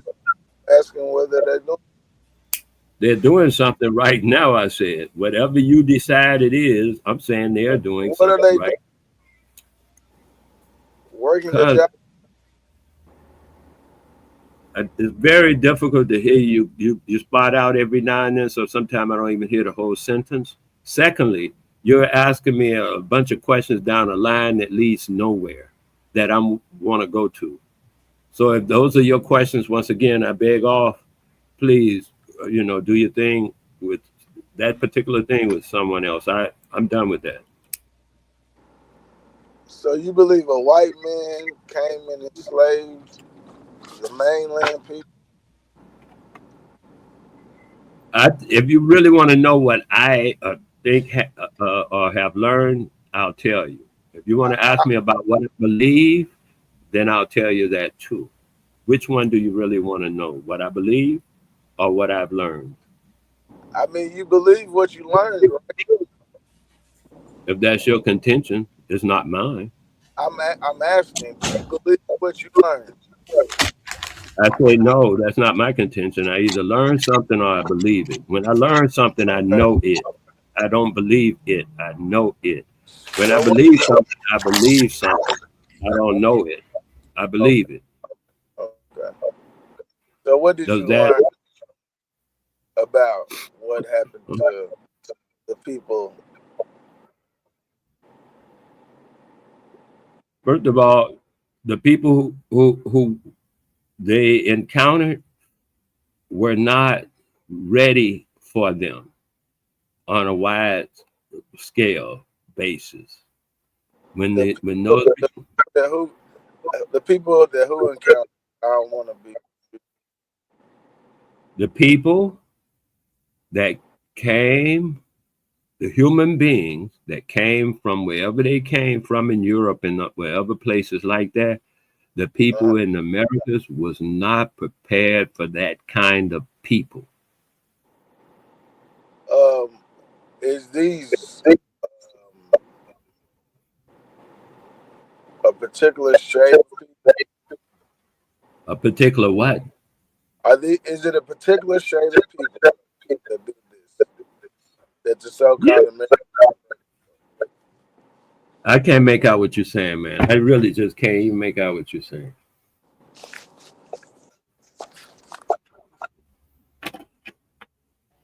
Mute up when you get through talking. That's probably what it is. Y'all audio is conflicting. Oh, I need to mute up. I'll mute up. All right, now answer him, Wild Savage.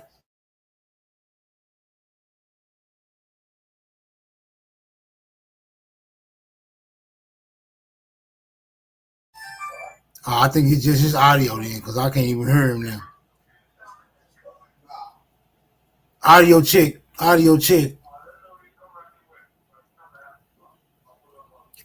They're doing a back and forth right now, old dude. I guess they'll end up somewhere at the end of this exchange.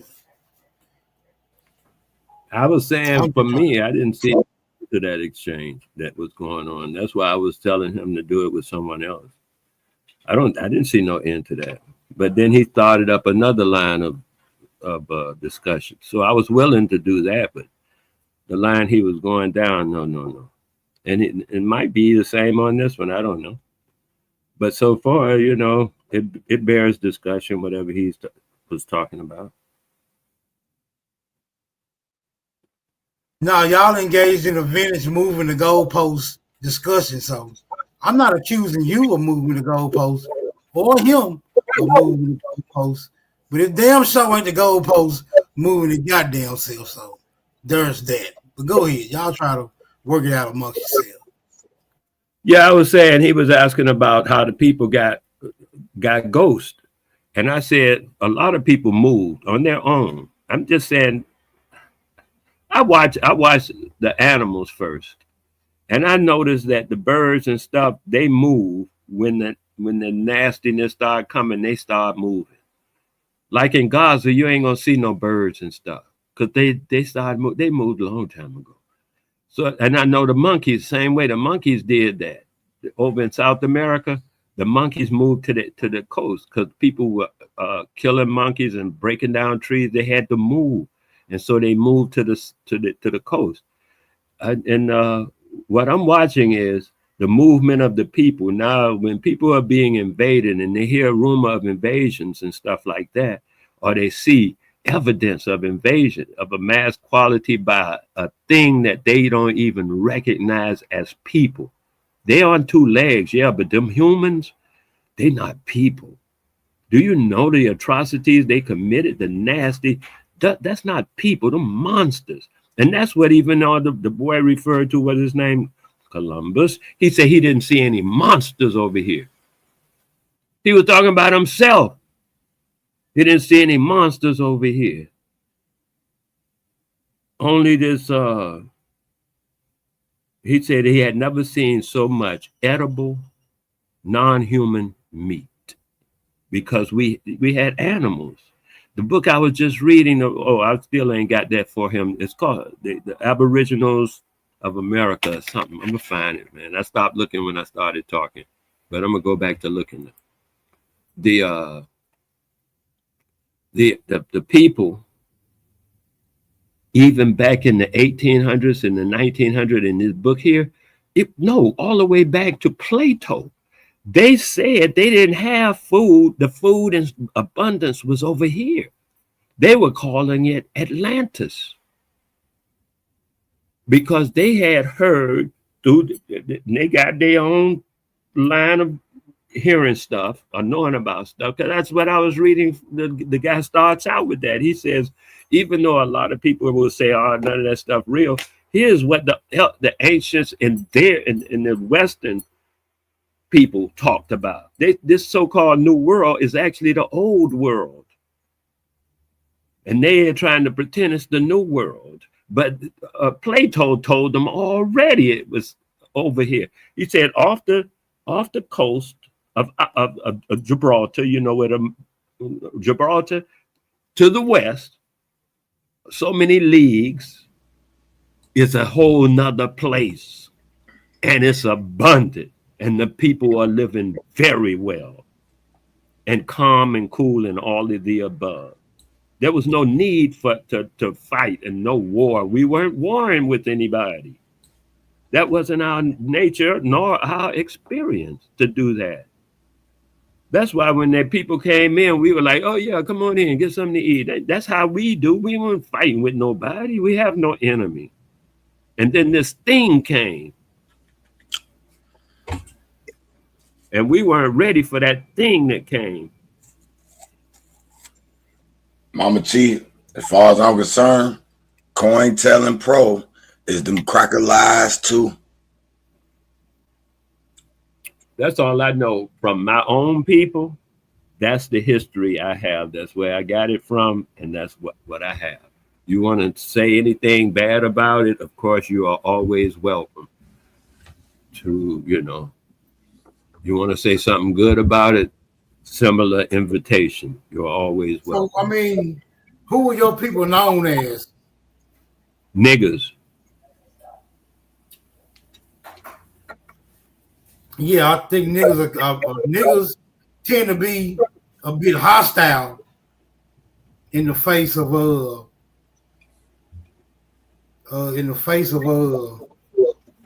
other demographics. Like I don't see niggas going from a non-peaceful collective group from a peaceful collective group to a non-peaceful collective group.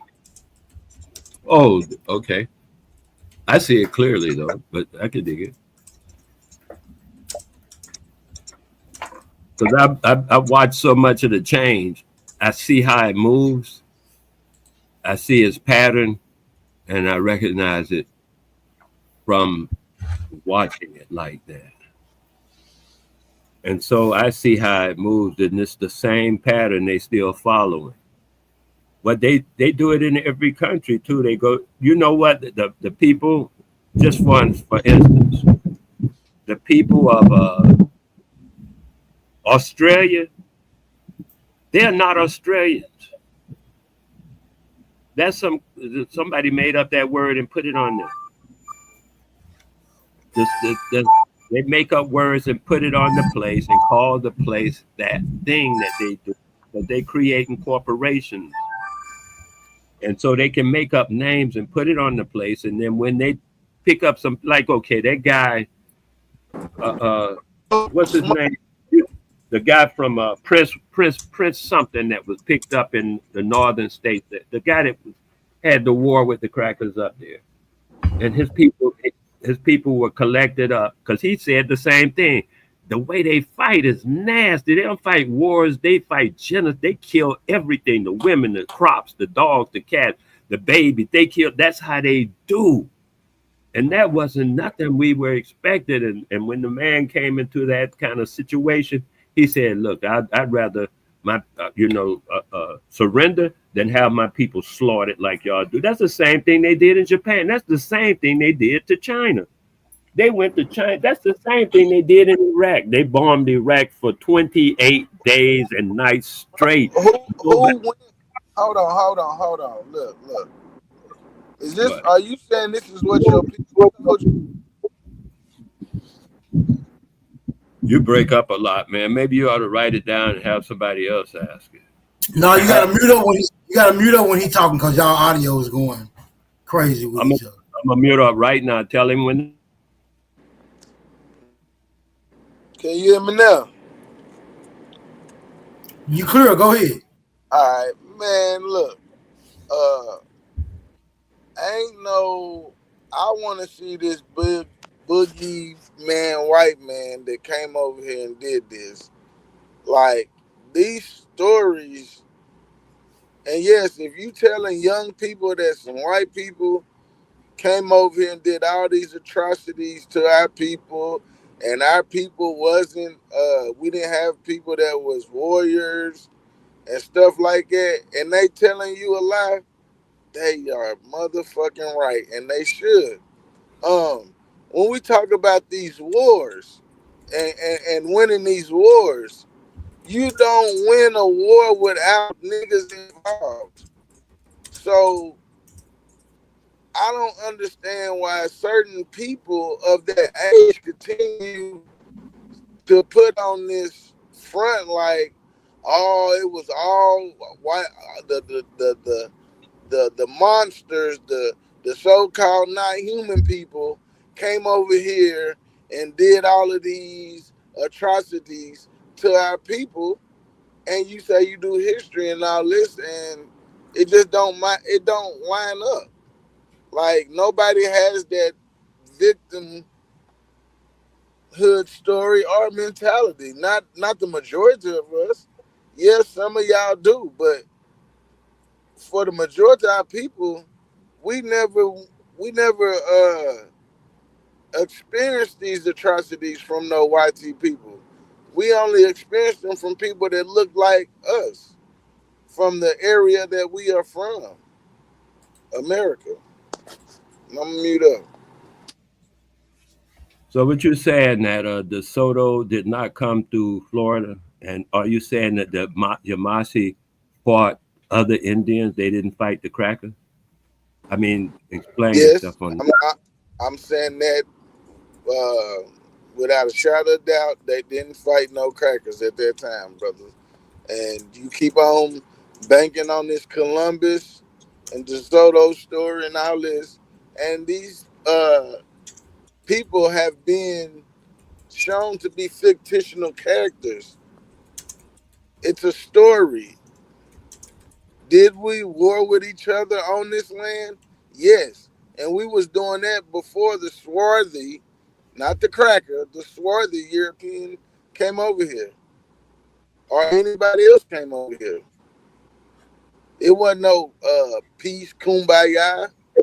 Okay, I have no problem, cousin. If that's where you got, more power to you. I have no argument with you. I told you my story. You told me your story. Peace be unto you.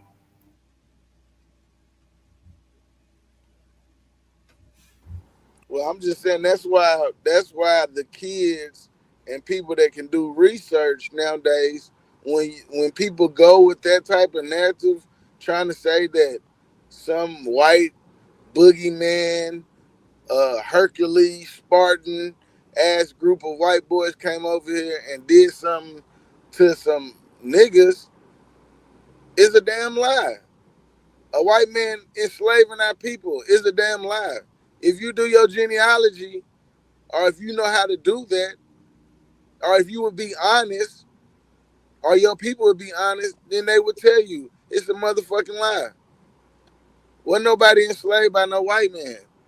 Didn't no white man come in the didn't no Spanish come in the 1500s, or no white man in the 1600s enslaving no American people.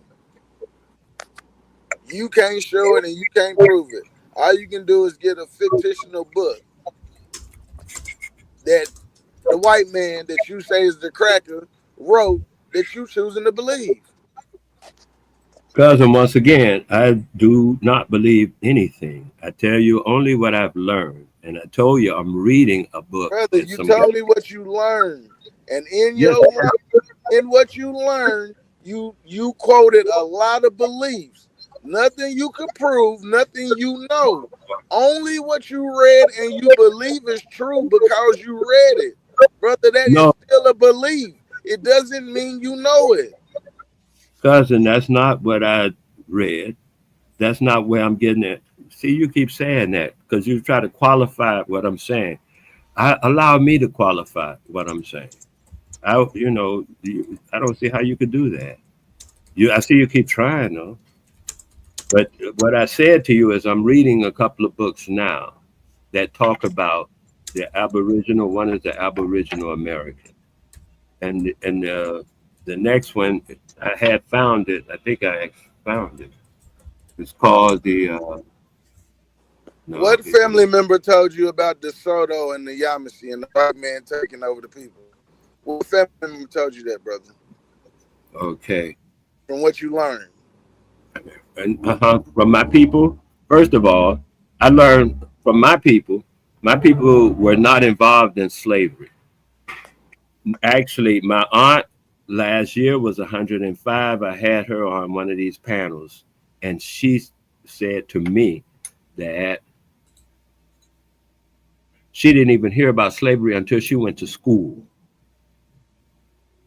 She heard about slavery in school. Not from her people, not from our people.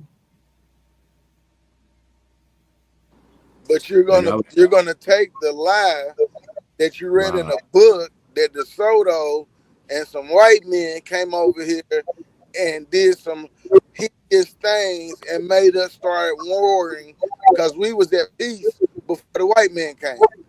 Is that correct? First of all, I didn't say all that stuff you just said. I said simply that we were here and we lived in peace. That's why we had all these, the what's called the Constitution. That's why the Constitution was made out of war, out of conflict. A Constitution came out of conflict. A Constitution is developed by people who realize it is developed by people when they realize that they are growing as a society, and the discipline in that society must be maintained. And there's conflict. There must be conflict, so they made the Constitution to make a guideline or a set of rules or understanding. If it wasn't, then it would be no reason to make a constitution or to have a treaty. Wait a minute. Hold on a half a second. I'm gonna ask you a question. Do you personally, I'm asking you a personal question. Do you have a constitution? Do you have a personal constitution?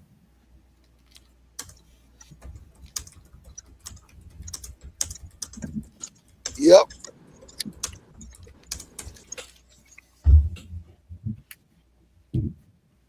And your personal constitution come out of, what did you say, conflict?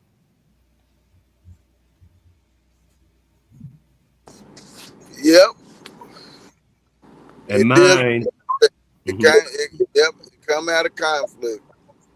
And I have a personal constitution, and mine did not. Okay. It was a conflict or something. What? That's Okay. what you. Okay. That's your. What did your constitution? What did your Nothing constitution? about you and what you did. I never even Since you want to contradict. jump to our constitution and jump off of the state constitution, we're really talking about at first. What is your? No, I was talking about the great law of peace. What made your constitution? You just. I was talking about the great law of peace when I mentioned our Constitution. I wasn't talking about the United States Constitution. That's why it took me so long to try to think of what to call it, because it took me a while just now just to remember what we're talking about. I don't understand. Okay, you're lying. But what is the great? What is the great law of peace? No, you do that with somebody else, man. Do that with. I'm not doing that. Yeah, don't start lying to me, brother. We was having a good conversation, and when you start lying, you already been, blatantly. Just beating around the bush lying on our people. But when you just gonna start blatantly lying to me, no, brother, don't expect me to accept that bullshit. You was talking about you was talking about the Constitution. You didn't say nothing about the great law of peace, and which still comes out of conflict. Or there won't be no need for a great law of peace.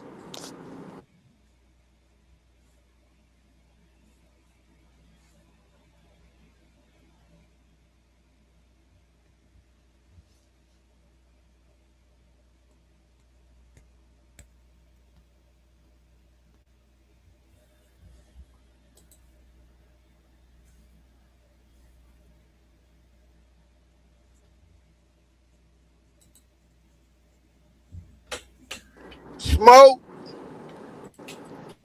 Put some more meat on the grill. This one's barbecue.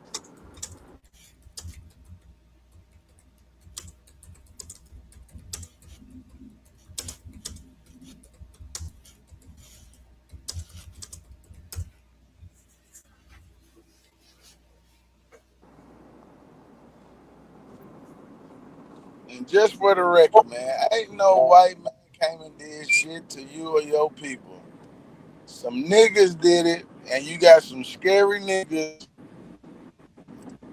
in people's family and just certain people. Everybody wasn't a fighter. So yes, some people submitted without no fight. Some people because they don't know who to put the blame on, they put the blame on, what's convenient, and that's what's wrong. And I think all the youth that hear these elders telling these type of stories, call them a damn lie and get away. Don't listen to that shit. That's the problem that happened with us. We listen to niggas come and tell us we Pan-African, we Moors, we Hebrews.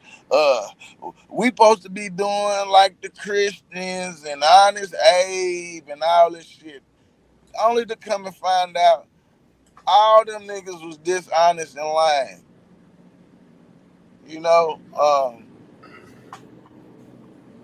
Judge a fruit by its character. And these niggas got character flaws, so they fruit is flawed, and I wouldn't eat it.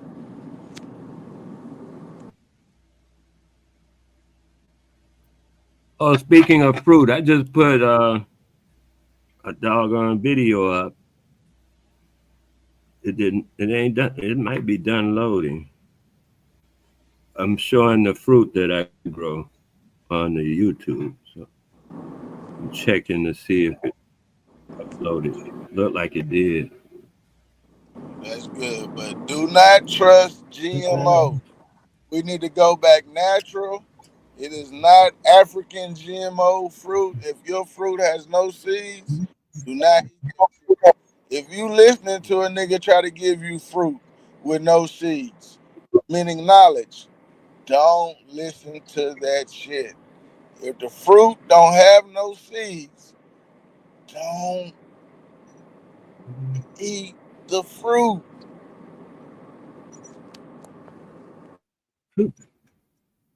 That's by definition. A fruit must have seeds. Otherwise, it's not a fruit. By definition of what a fruit is. Absolutely, I agree. And that's what I'm trying to tell my people. These people that are giving you these fruitless gems with no seeds, do not even take it, brother. It gives you no energy. It's like getting something with a pH level of 5 and below. It's not alkaline, man. There's no electricity to the body. You want something with a pH level of 6 and above, you know. And really, if you can get 7 or 8, you know you straight. But these niggas is acidic, and you gotta watch this acidic knowledge. It will deteriorate your brain slowly.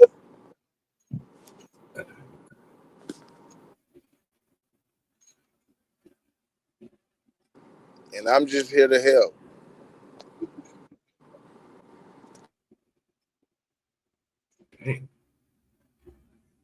Well, just on that, nutrition and stuff, people need, I know everybody needs to eat as much greens as they can.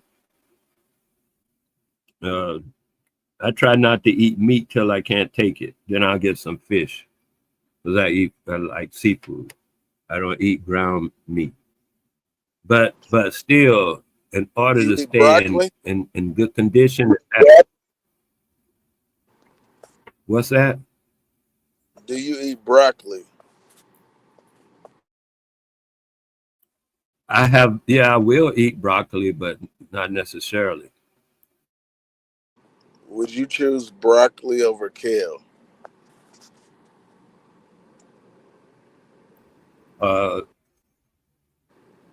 Wow, I like both of them about the same to me.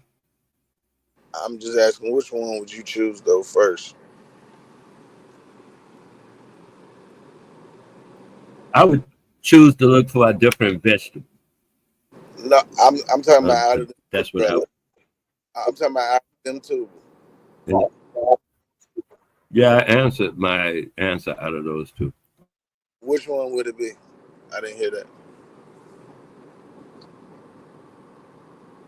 Would be I would take the alternative of looking for a different green That's not in the question, out of brother. them two. Out of the two, it wasn't a third option. It was two, A or B. Would you pick A or B? It's not a C in the equation. Oh, I would not choose either. Again, y'all, this is showing. I just wanted to show the mental acidic behavior. You cannot get energy from this type of mentality. This brother right here suffers from a acidic, diluted version of energy and thought process and thinking.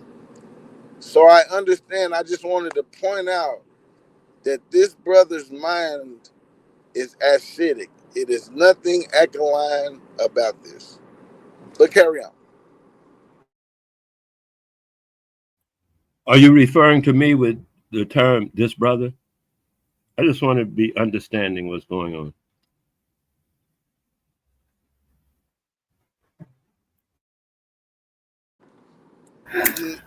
Hey man, I'm trying not to interrupt y'all a little back and forth, but I'm also having trouble figuring out when the hell y'all headed with it. But carry on. Smoke, there's nowhere. Go hop in. I was just trying to, see where this brother's mind is at, though. But carry on. I digress. Oh yeah, you're referring to me as this brother. Okay, I could dig it.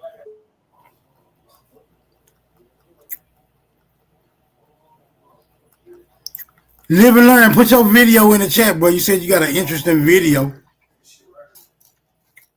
Cause these niggas having a Russian roulette conversation.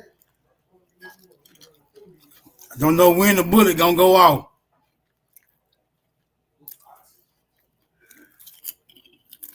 Smoke, I am in my noble status. I have no gun. I only have my bow and arrow.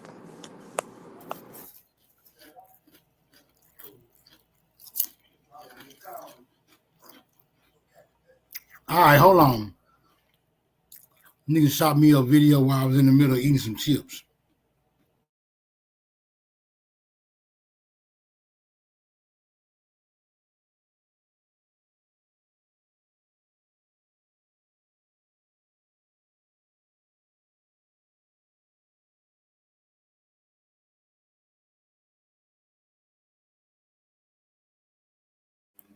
That was funny. I just remember when we were children, right?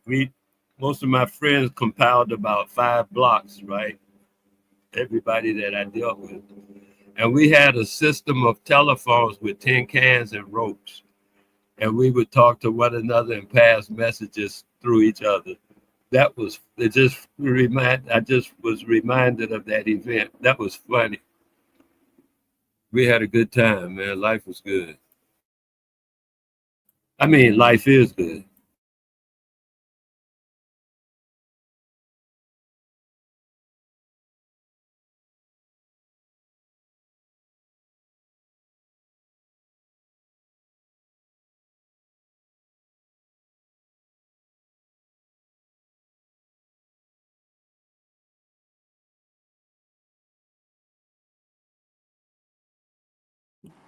Smokey All right, said something about a video. Yeah, I'm finna load it up now. All right, beautiful, man. See what happens. Beautiful, beautiful smoke.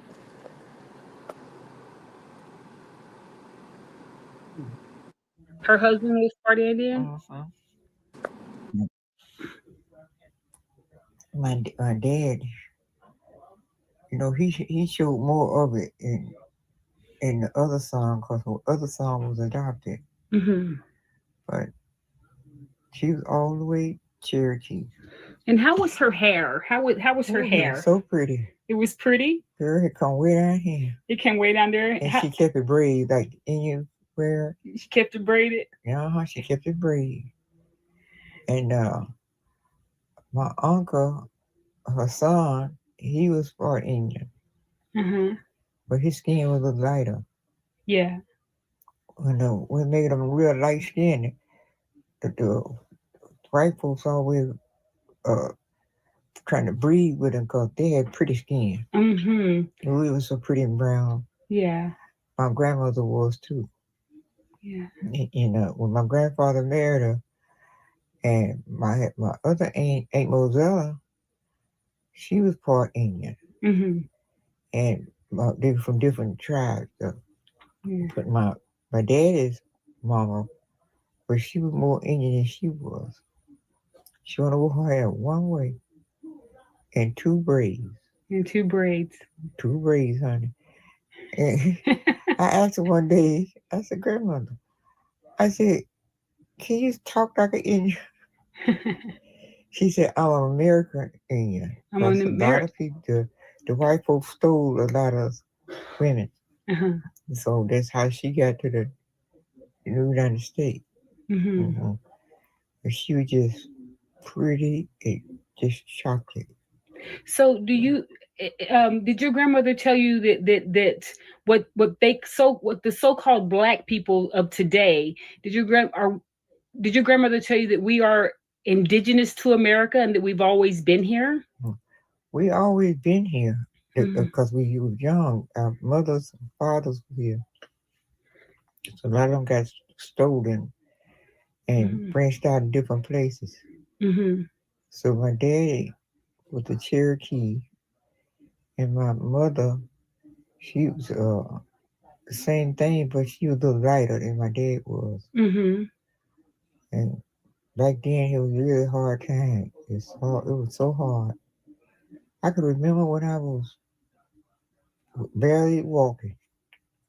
When I was sitting there on a little red rocket chair, Mm-hmm. I can remember that. Mm-hmm. That when we come from Michigan, Daddy came first. Mm-hmm. Then he sent back and got us. And that's how we got, and he came to Hughes because his mother stayed in Hughes, Arkansas. Mm-hmm. So that's why we come from Michigan and stayed there till we got on our, and we got on our own. Mm-hmm. My daddy was, he had the pretty skin. Yeah. So hey, Carol, what's the difference between the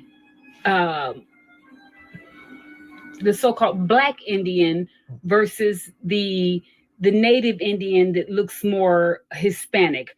What is the difference? And if we were always here, if the Black Indian was always here, where did the Spanish-looking Indian or the Asian-looking Indian come from? See, back then, white people would go in and buy peoples, right? They would go buy people.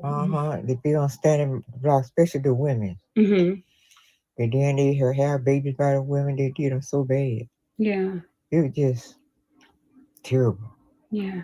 My grandmother, she come out of real hate state. So, and my grandfather met her.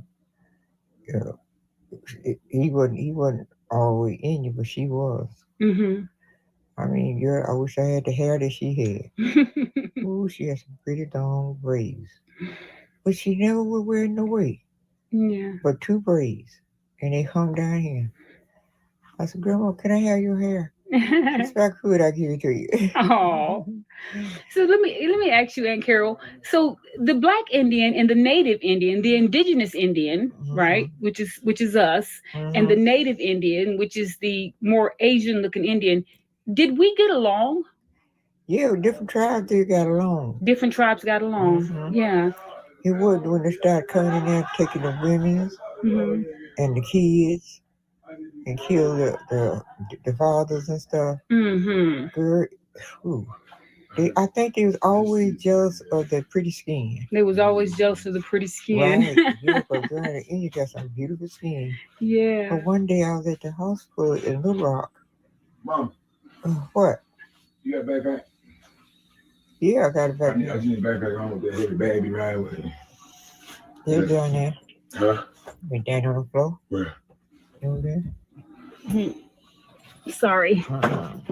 You said sorry to hurt me. I was asking her some questions about Indian heritage. This is gonna be too small. My computer won't fit me. This is where you gotta open it up. Now, my grandmother was Cherokee. Uh-huh. She was dark skinned, but she was so pretty. Like you. She was real pretty. And if me and my other sister favor her, my mother just didn't like her. Why? She just didn't like her. She was so. She didn't like the grandmother or the daughter? No, the grandmother. She didn't like my grandmother. See, that was my daddy's mother. She didn't like my grandmother, and I didn't like her mama. The one time she come down there, but Mama left us when we come from Michigan. She took her to the woman's house. Me and my sister, and them boys were so bad. We got together and threw them off in the well. What? Yep. They threw who in the well? We threw them in the well. Who'd you throw in the well? Her son. Oh. What? How would that happen to me?